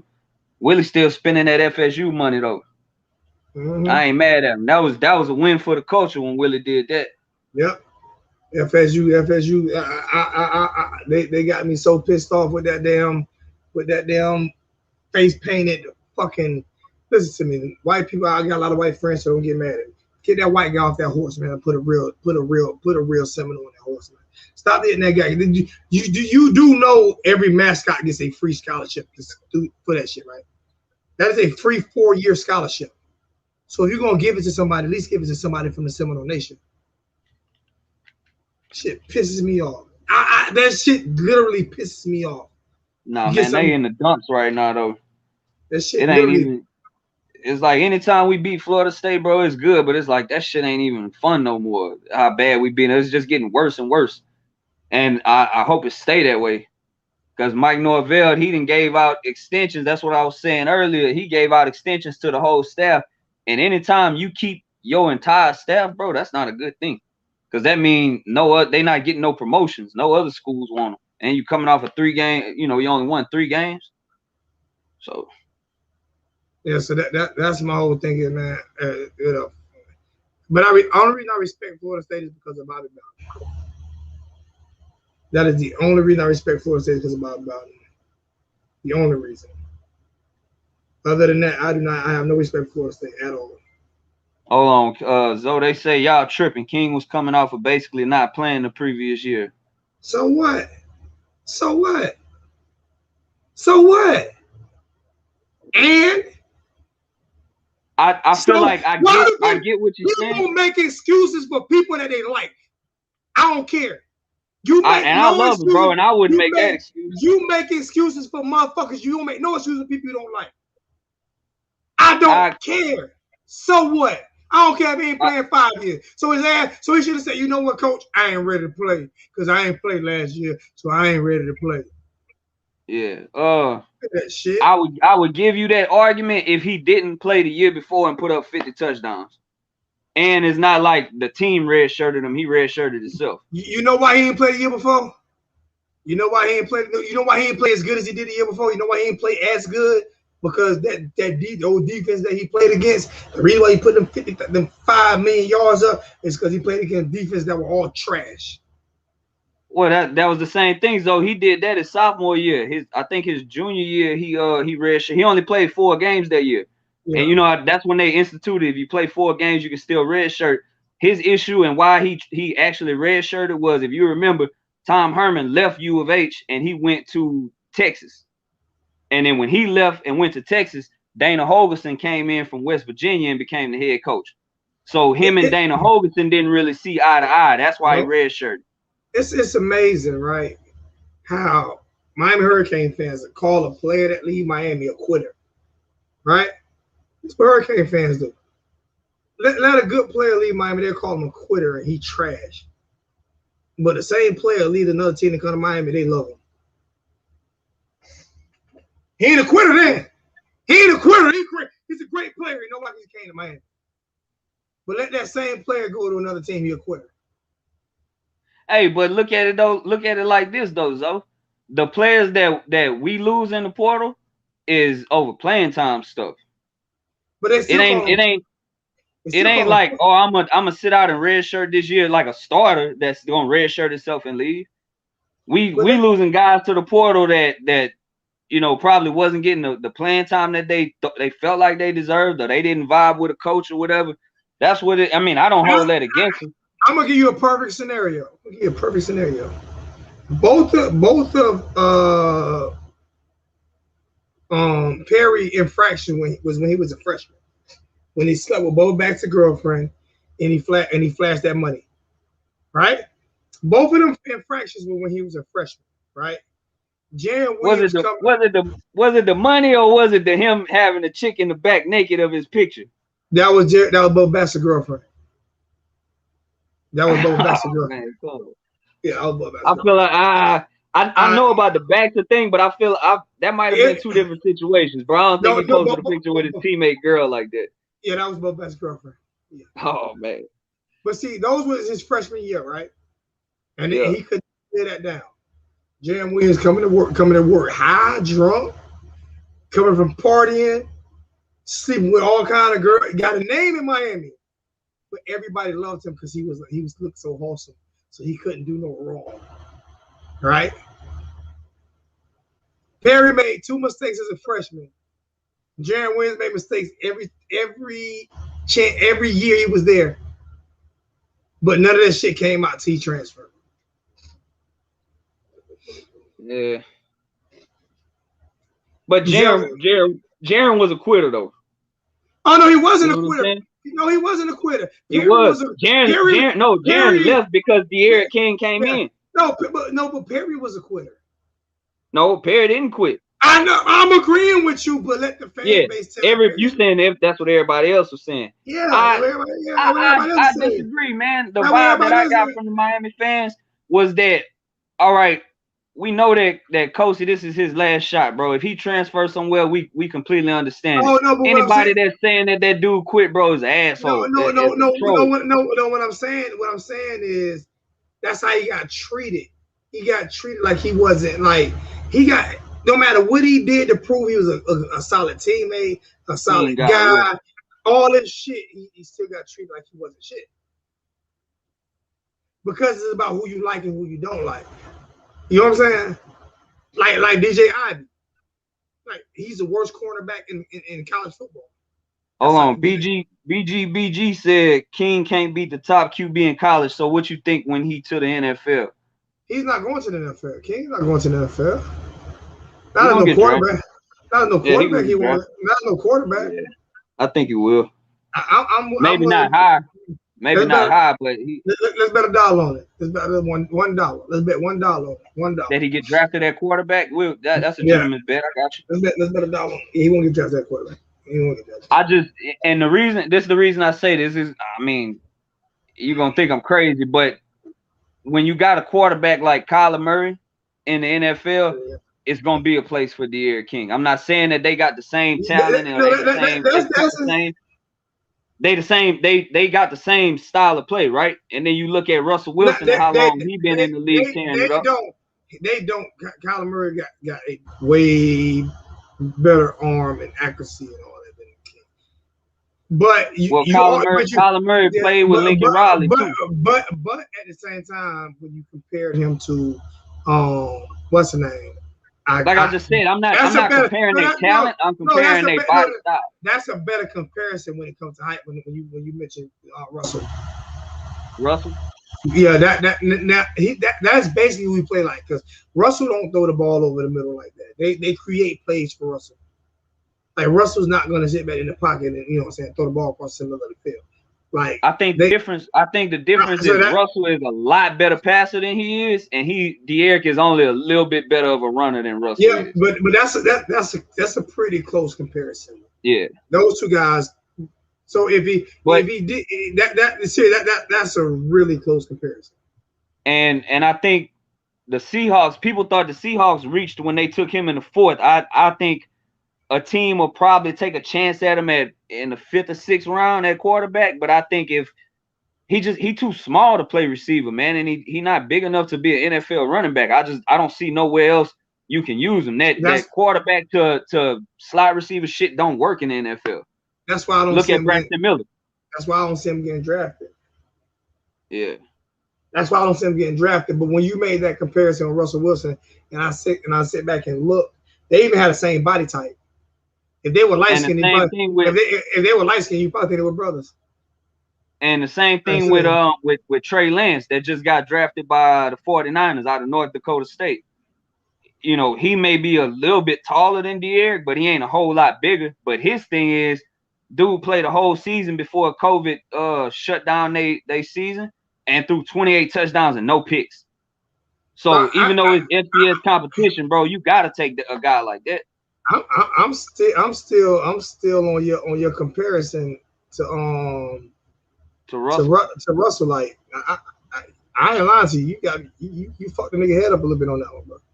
Shit, I mean that's the only one you can really compare him to, though. It ain't nobody else in the league like Russell Wilson. And they have about the same game, same type of game. Like they play about like capability. The caveat to that is Russell Wilson he came from a pro style offense.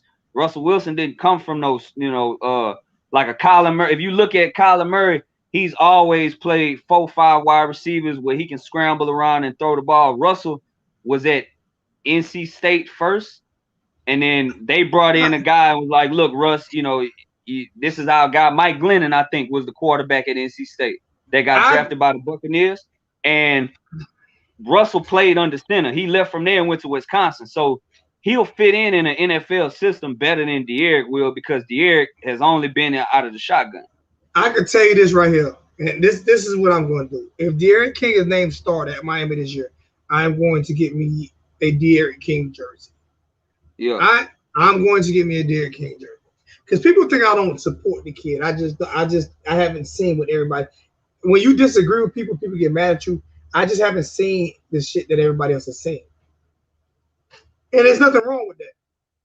Because I would rather be proven wrong than right on this situation. Yeah, that's a fact. You know what I'm saying? I'd rather be proven wrong than right. You know what I'm saying? I just haven't seen those things from De'Aaron. You know what I'm saying? But that's not saying that he's not capable of it. The scary thing is him coming off his injury as well. Like, that's like, yeah, bro, he's also coming off of this injury.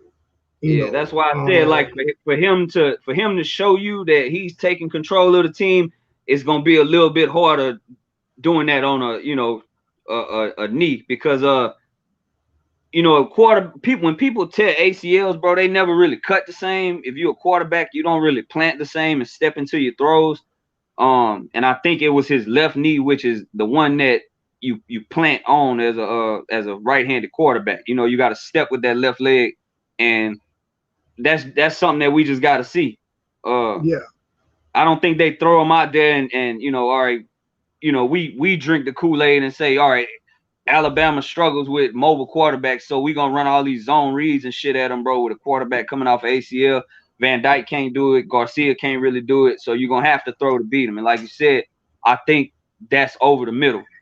We got to throw quick. We can't throw up the sidelines against Alabama because, for one, I was on with the Storm Surge guys last night, and we was talking, and I was saying that Alabama, they battle test they young DBs. You don't see a DB sit at Alabama for like 3 or 4 years and then play. They throwing you in there your freshman year. Pat Surtain was getting first team reps his freshman year, and he started his next 2 years. So Malachi Moore is the guy that I think is the next in line. I think he might be like a sophomore or something. Josh Jobe, I'm not too much worried about. Jobe been there, Jobe is a grandpa. He was originally committed to Miami, and he never decommitted. He just flipped on signing day. But Jobe, he's a safety in my book. But that's who's gonna be the opposite corner of Malachi Moore. And it comes down, huh? What do you have planned for tomorrow? Because I'm going live. I'm going live tomorrow. No, I gotta work. I'll get off at about 7. 7 tomorrow evening. Yeah, 7 tomorrow evening. All right. If you down for it, I might go live around 9 tomorrow evening. If you down for it. I'll for sure hit you up, bro. Yeah, I should be free. If not, I'm gonna go live before then. But yeah, just hit me up and let me know whether or not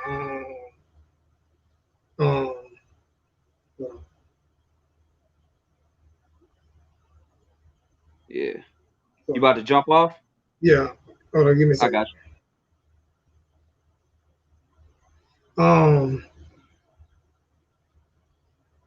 If not, I'm gonna go earlier, but I think I want to touch on this some more on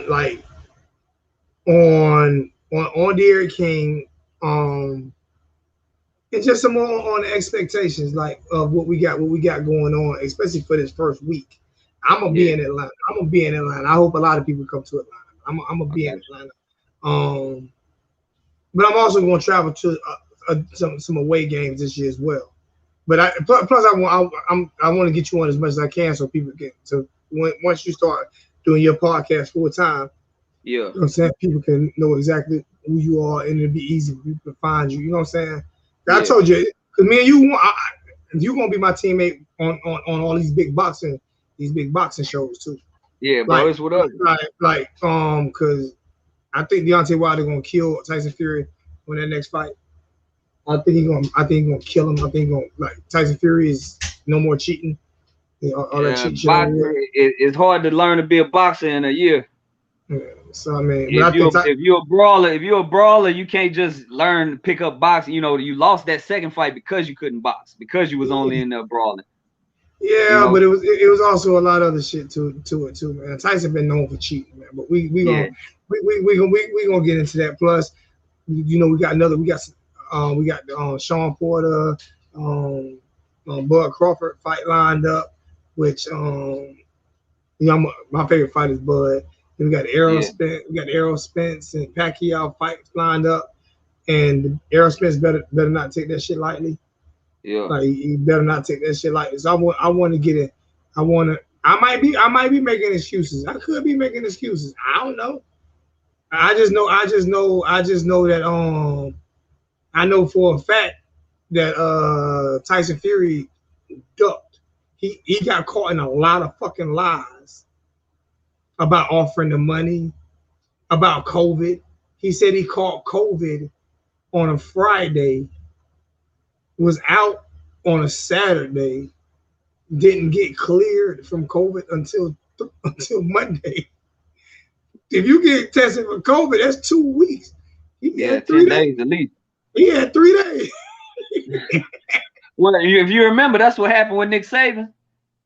Nick Saban had that. Remember Saban he tested positive for COVID, and then they said, oh nah, that was a false positive, and he was back in like 3 days. Answer this question: What makes Errol Spencer bad? What's make Errol Spencer bad, man? Like, who is he really beating? Like when we truly compare resumes, right? Because the only person that he's beat the only person he really beat was Showtime Shawn Porter, and that's the next person that Crawford has to fight. Shit, Liberty City didn't drop the news. Cam Williams, grade, Peyton not interested in football. John Campbell, bad injury. Okay, that's my big bro. Appreciate that, Liberty City boy. You know. What makes Errol Spence such a bad dude? Like, serious. I think Crawford would whoop his ass. Even though Crawford's smaller. He fights. What champions has he fought? He's fought all over fucking watch fighters. And he ain't be Bud Crawford fights champions. Bud Crawford, he's pound for pound the best fighter in the world. He's the only fighter in the history of boxing that can switch southpaw for a whole fight. Got just as much power in both hands. Like I say, brother, that's two, man. We can speculate all day. They want each other. I'm ready for they were two different ain't they with two different promoters? That's the problem. They were two different promoters. That's the problem. Yeah. Danny Garcia was washed. Man, Danny Garcia overrated. Danny Garcia who Danny Garcia beat? Who you think out there for Tank? I don't know. Ain't no Tank. Can't nobody stand up to them damn. Can't nobody stand up to him. I remember watching Tank when he was amateur. Can't nobody. If you out there, you better have a chin. And you better have two of them. You better have one underneath that other one. He gonna knock that first one off. That first that bitch coming on. He hit that ball. He hit that ball with that uppercut, man. I almost dropped my phone. When he hit him, you know you see souls levitate from bodies, and then they come back in. That dude chin levitated. His soul didn't levitate. His chin levitated. That man's soul, his soul was at the concession stand, and his body was in the ring. He was getting a bill, bro. Oh my God. Turn around and say, man, that's a done deal. Oh my God. Oh my goodness gracious. That man hit me on shooting. After I get out of the hospital. Oh my God. That's what I did say, Shawn Porter. That's the only person he beat. Floyd. Floyd ducked? Who Floyd ducked in their prime? Pacquiao? Floyd ain't never ducked nobody. You know what Floyd told Pacquiao? Take these drug tests. Because if you notice, right? After Floyd beat Pacquiao, right? Pacquiao lost a couple more fights because he wasn't taking those drugs anymore. Yeah. Right? Floyd said, you are testing before the fight and right after the fight. Pacquiao didn't want to do that. Pacquiao didn't want to do that. And then in the same breath, man, I feel like it's kind of bullshit to say, oh, Floyd ducked fighters in his prime, bro, because if you look at Floyd being undefeated, you would think his whole career was his prime. You wouldn't look at, Floyd in his mid-30s and shit, and you want him to fight somebody that's 27, 28. They want him to fight Canelo right now, and Floyd fucking 40 years old. He called out De La Hoya for 7 years. Yeah. Before De La Hoya decided to want to fight him, and he washed him. And De La Hoya was considered in his prime still until after that fight. De La Hoya hadn't lost a fight. De La Hoya hadn't lost a fight until that fight, and now he's no longer in his prime. Now Canelo Alvarez. Canelo Alvarez was supposed to be the best fighter pound for pound in the world when Floyd took over. That's why Floyd fought him. Do not remember De La Hoya saying and Top Rank and everybody having what's the name as Canelo as pound for pound the best fighter in the world. Nobody could touch him. His hand speed too fast and this and that. So before the fight, Canelo was actually favored to win that fight. But when Floyd whooped that ass, but then when the ball got kicked off, everything changed. He caught him when he was too young. He caught. If you beating everybody else ass when you young, why you can't beat his ass and he older than you? He did not duck Mosley. He didn't duck Pacquiao. He told Pacquiao, "I'll fight you when you get off them drugs." I'll fight you when you stop. How you gonna say he ducked Mosley and he fought him? He beat Mosley ass. Hey, and that's that. All right, so I'm gonna ask you this: you probably watched just as many Mayweather fights as me. What was the one fight you felt like he could have lost? I forgot, but that was it that Puerto Rican dude? He almost got knocked down that fight. He might have got knocked down that fight, but I know he got. I forgot. I know what fight you're talking about, but dude put them. No, I'm not. I'm asking because it was a fight. Moses, if you remember, you go back and watch that fight. Moses hurt him. Moses hurt him early, but he shook back. Moses was hitting his ass. He just ain't have enough in the tank. Sugar Shane was one of my favorite fighters. He beat the shit out of Zab Judah. He ain't ducked nobody. He beat the shit out of Zab Judah. He made Zab. Him and Zab was a good little battle though. Yeah, he beat the shit out of Zab. When them rounds got deeper and deeper, Floyd got deeper and deeper into the chin. He got in Zab's head, man. And Zab, he ain't stay in his fight. He thought it was a street fight. He ain't ducked nobody. Floyd ain't ducked. He beat everybody when they wanted to fight him. I remember De La Hoya. I ain't fighting Floyd for 7 years. For 7 years, Pacquiao on drugs. Why Pacquiao started losing fights after the Mayweather fight? Then all of a sudden, he's back great again. But guess what? He's on that same drug test thing again, except for this Errol Spence fight. Errol Spence made it clear. That he gonna test Marco Madonna. And after Madonna, that was the fight. Thank you. So I know I'm talking about. That was the fight. That was a fight. Mosey didn't almost have him. Mosey got him with one good lick. Mosey had one good round, good lick. That bitch sounded off though. So when he hit him, like I said, I was a Sugar Shane. I grew up a Sugar Shane fan. So when he hit him, I say, "Oh, he's going down." I'm not lying. He had one good round, one good lick. That don't mean you almost won the fight. But it was so early. It never happened again. Floyd he woke him up. It woke him up, and he whooped that ass from then on out. Yeah. That's what I mean by that. So he almost had that one hitter quitter, but being that it wasn't the one hitter quitter, he got that ass whooped. Hey, but look, Bo saying first he said Floyd fought everybody he thought he could beat and only fought 2 rematches. If he fought everybody he thought he could beat and he ain't lose to none of these motherfuckers, that sounds like he was a smart man. He knew who to fight, right? Who's the one that he got Canelo he beat Canelo, he beat De La Hoya, he beat Sugar Shane Mosley, he beat he beat all the best. He beat Zab. He beat all the best. But this what you gotta understand though, Bo. Floyd is not no spring chicken, bro. Floyd didn't start fighting in 2000. Floyd had been fighting since like the early 90s. So all of these guys that you saying was past their prime, Floyd ain't that much younger than them. You said prime Mosley would have Floyd and Mosley the same age. Sugar Shane Mosley, what, 52, 51, 52, somewhere around there. I don't think he is 50 me, all of us around the same. I'm 45. Yeah. Let me see how old Sugar Shane Mosley is. Sugar Shane Mosley. You can't, D. Lee, you can't say he only fought counter punches because Floyd is a counter puncher. Sugar Shane. That mean they gonna stand in the middle of the ring and wait for the other person to throw. Sugar Shane Mosley 49. Nah, he ain't fight Triple G. Floyd Mayweather. But that's what I'm saying. Triple G, it ain't like he been on the scene 15 years. Triple G is a young guy. You want to put the best up against somebody that, you know. This is what I'm about to do. Floyd Mayweather 44. Sugar Shane Mosley 49.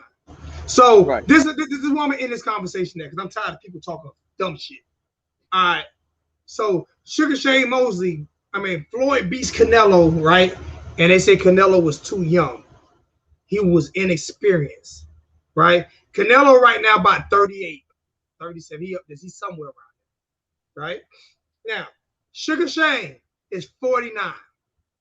He was in his prime before Floyd was in his prime because he's older, right? He got about 5 years, right? Damn, bro, Shane 49? He's 49. So they fought. He fought Floyd when he had to be. That was like 2012, right? 2013. Yeah, somewhere around there. So that's 9 years. So he was probably damn near 40. So you know, Floyd 35. Yeah. So or he would have been 35. Yeah. So I'm saying. So and Floyd did the same thing to Canelo, right? Because their ages are different. So they're not gonna be in their prime at the fucking same time. They're not. That's a crazy argument they make. They're not gonna be in their prime at the fucking same time. Yeah. Yeah, but 6'3", yeah, you playing fantasy football with that. You asking, all right, who better, the 01 Canes or the 94 Nebraska? You know, that's two whole different fighters. The 01 Canes, easy. I mean, I know that, but I'm saying, you know, I could have named 2019 LSU, 2 teams, or who better, Jordan or LeBron. Them niggas ain't gonna never play one-on-one in their prime. So you know, it's all you know, speculation. Sugar Shane in his prime beats Floyd. Like I said, bro, I'm not gonna find a bigger Sugar Shane fan than me. No, he won't. No, he won't, because Sugar Shane took too many risks. That fucking shoulder roll is the greatest defensive shit ever. And I'm gonna tell you like this here. Floyd in his prime had more knockouts than Sugar Shane in his prime.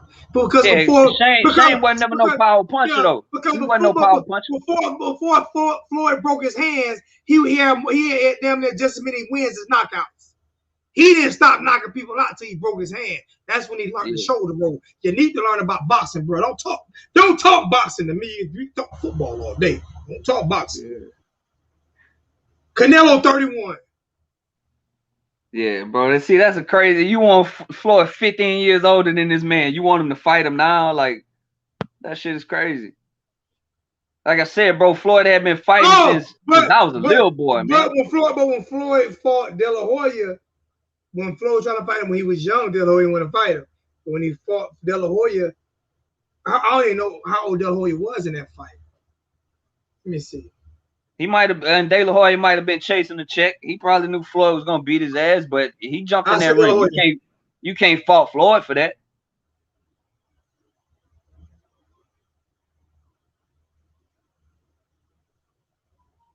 Hey, but all right, D. Lee, you saying that shoulder roll only works against fighters with short reach? Oh, time out. De La Hoya only 48.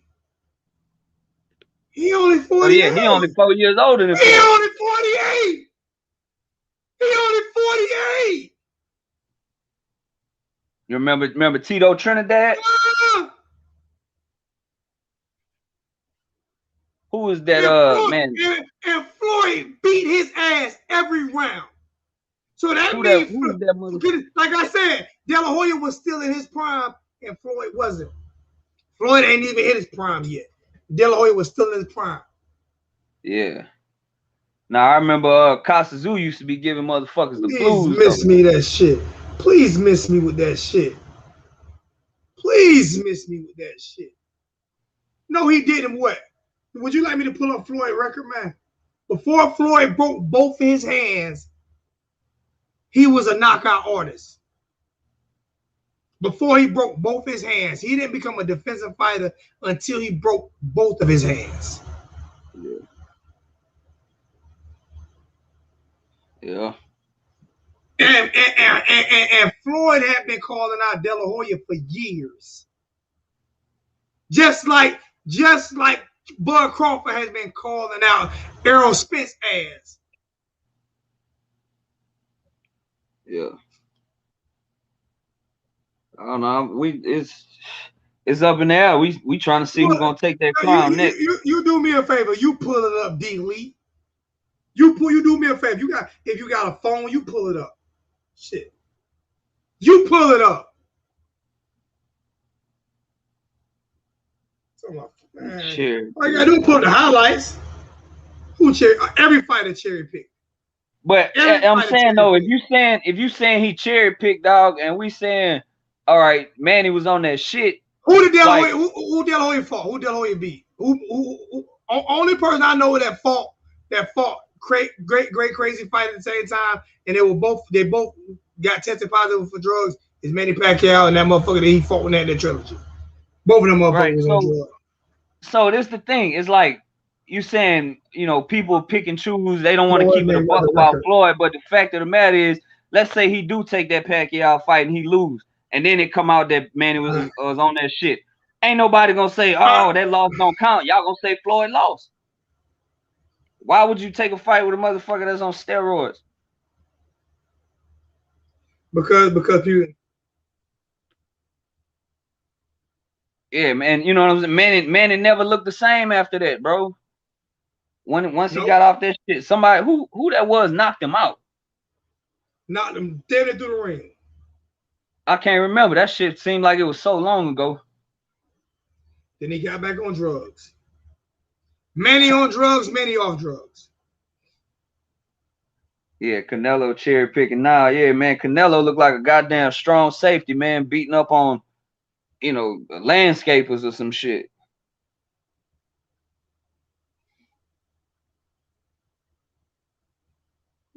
Hold on. What? He was supposed to fight Julio Cesar Chavez? That's what D. Lee saying? Sweet Pea, nah, man. I love Sweet Pea, man. Sweet Pea wasn't gonna beat Floyd. Sweet Pea wasn't gonna beat Floyd, dog. You know what I mean? Hector Macho Camacho, I don't think nothing. If I'm reading this right, Floyd first 30 fights, he had 23 knockouts. I remember it. Floyd first 30 fights, he had 23 knockouts. Before he broke his hands.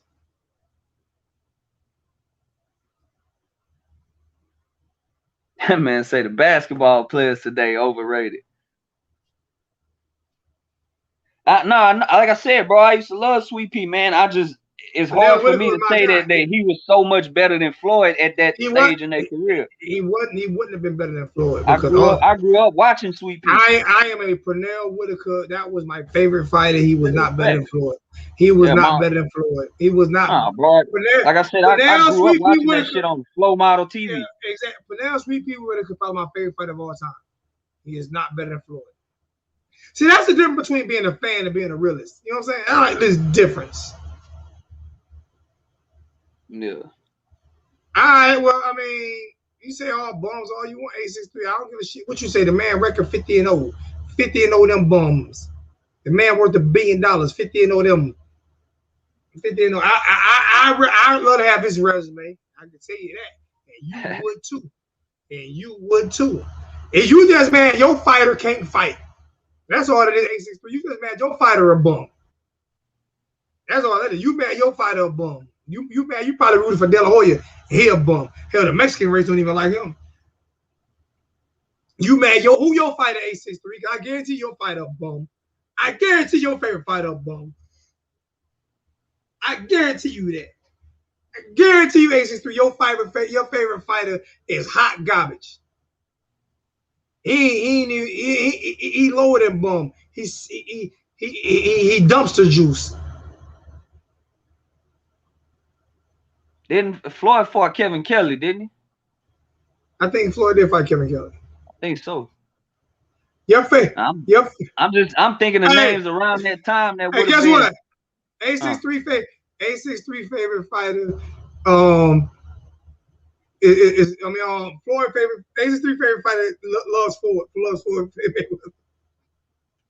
863 favorite fighter loves Floyd Mayweather. Tyson, your favorite fighter? Then Tyson and Tyson, one of my favorite all time. Then Buster Douglas knock his motherfucking head through the motherfucking ring. Then Tyson get the shit beat out of him when he like serious does not go there. And I'm a Tyson fan. My favorite fighter, I'm from all of me from Brooklyn. They used to be up at all the time. One of my favorite fighters all time. And no, he's not a bum, but he fought a bunch of fucking scrubs to win the championship. There was no good heavyweights back then. The best heavyweights back then was Riddick Bowe. Yeah, Riddick used to get off. He used to show get name me 3 great heavyweights Tyson beat. Name me 3 great heavyweights Tyson beat. Name me 3. Name me 3. Name me 3 great. Matter of fact, name me 2 great heavyweights Tyson beat that wasn't in a prime. Because when he beat what's name for the title, he nowhere near was his prime. He was fighting Ali 10 years before then. Name me 3. You can't do it. Don't play. You know you can't argue this sports shit with me, man. Listen, man. Too good for this shit, man. Yeah. You can't name me nobody. You can't name me nobody. So I'm gonna jump off, man. I'm gonna try to catch you tomorrow. I just hit me up. Let me know whether you're gonna be able to come on or not. I might go a little early. I'm about to jump off. I appreciate you for having me, man. Shout out to everybody that's in the chat. I appreciate you, bro. Be easy. All right. All right. Larry Holmes was old as hell. Larry was old as hell. This is what I'm talking about. See, like he's saying, hell, Tyson ain't never fight nobody. You can't name me 3. You can't name me 3. You can't name me 3. You can, like I said, you putting all that smiley face, none of that bullshit in the chat, and I asked you to name me 3. I asked you who your favorite fighter was. You said Tyson, and I asked you to name me 3 great fighters that Tyson beat. And you can't name me 1. And you can't name me 1. So all that laughing shit means absolutely nothing to me. Larry Holmes was old as hell, big bro.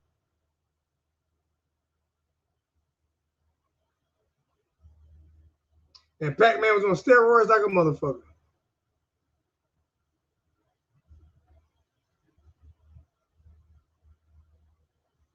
So was Mike Tyson knocking out bums. So was Mike Tyson knocking out bums. I'm a Mike Tyson fan. The first person that stood up to him beat him. The first person that stood up to Mike Tyson and didn't run and got hit and got hurt and didn't run beat him.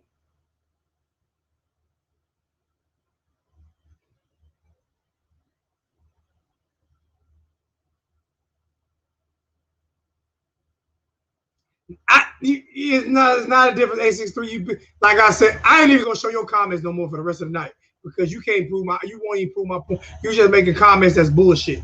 You just making comments. You just talking. You just making comments that bullshit. I asked you to name me 3 great fighters that Tyson beat. As a matter of fact, you can't say Tyson didn't duck nobody because Tyson ducked Holyfield for 6 years. He would not fight Holyfield. For 6 years, when Evander Holyfield moved up from cruiserweight to heavyweight, Mike Tyson ducked him. He ducked him.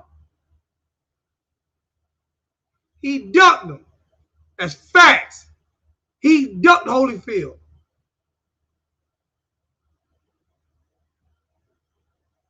He ducked him. He was knocking out a bunch of bums.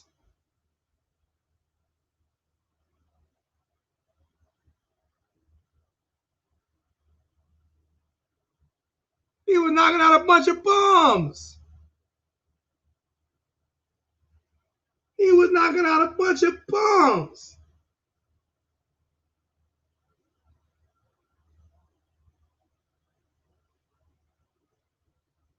Roy Jones was a great fighter.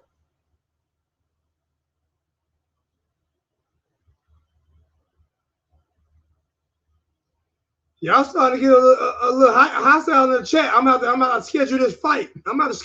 Listen, man. If y'all gonna talk shit like that on the channel, man, why don't y'all schedule a fight, man? Y'all, I get the ring. I see who the bad guy is. All these YouTube tough guys talk. I schedule the fight. I schedule the fight. Y'all put the gloves on, and we can go. I get the gym. I get the gym for y'all. Y'all can put the gloves on and go in the ring and box. Yeah, I'll box somebody. I don't give a fuck. I ain't scared.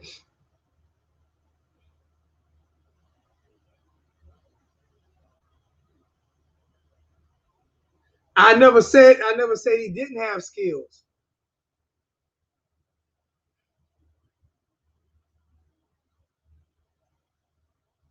Well, I'm definitely in shape now. I fight Floyd Duck Mosey. How Floyd Duck Mosey? Mosey 49 years old. Sugar Shane Mosey 49, Floyd 44.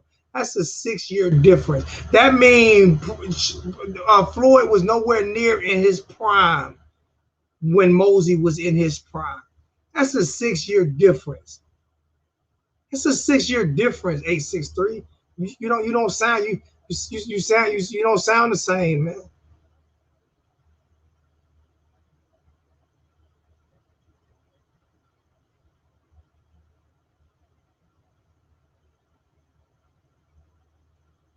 Why was Floyd damn near he way older than Keith Thurman? Come on, man, like serious.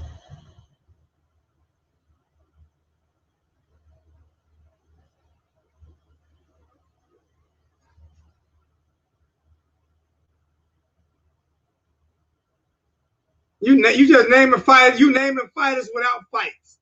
You naming fighters without fights. That's all you doing. 863. You naming fighters without fights, bro. You naming fighters without fights. You naming fighters without fights. You saying the man ducking. I'm calling you out. I'm saying you ducking. Because you naming fighters without fights. That shit ain't right. You saying a man ducking fighters, and I'm telling you, and I ain't tripping on shit. I'm telling you the truth, and you don't like that I'm telling you the truth, so you mad right now. Don't get in your feelings. You mad right now because I'm telling you the truth. I'm spitting out facts and records and everything, and you mad right now, so I ain't tripping. You just in your feelings. 863, I love you anyway, but you can get in your feelings.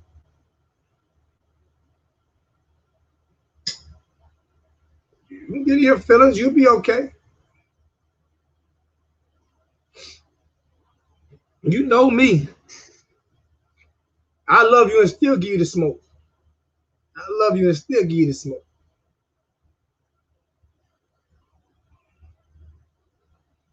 You got to get out your feelings, man. Get out your feelings. You naming fighters without naming fights. I ain't mad. Hey, you know I yell all the time, bro. That's what I do.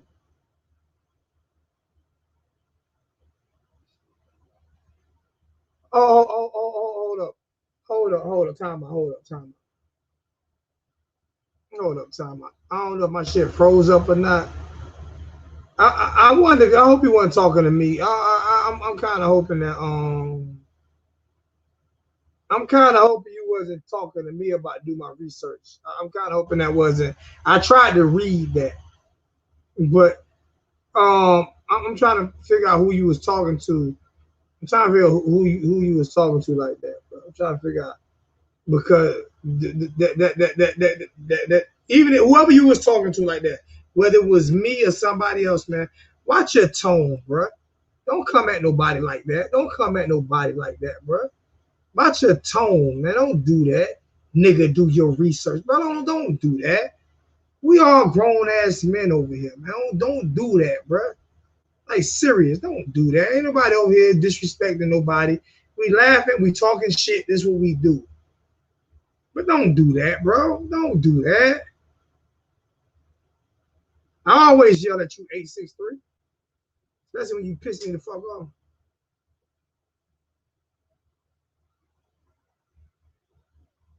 I'm defending Floyd because everything, I ain't never seen Floyd lose.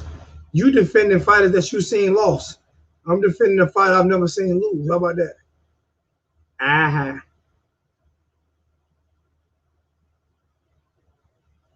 It don't matter if he defending Floyd. It's just what you get. We gotta have better mannerisms with each other, man. We can't do that.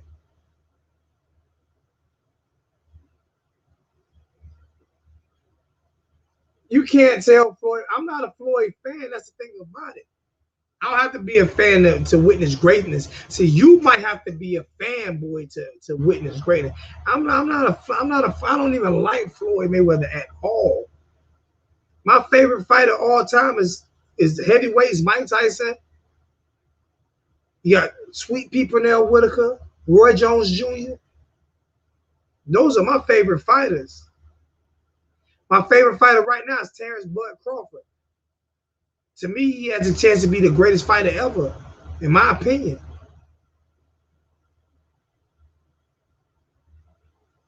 I'm just being real. You know what I'm saying? You don't like me being real, then I apologize.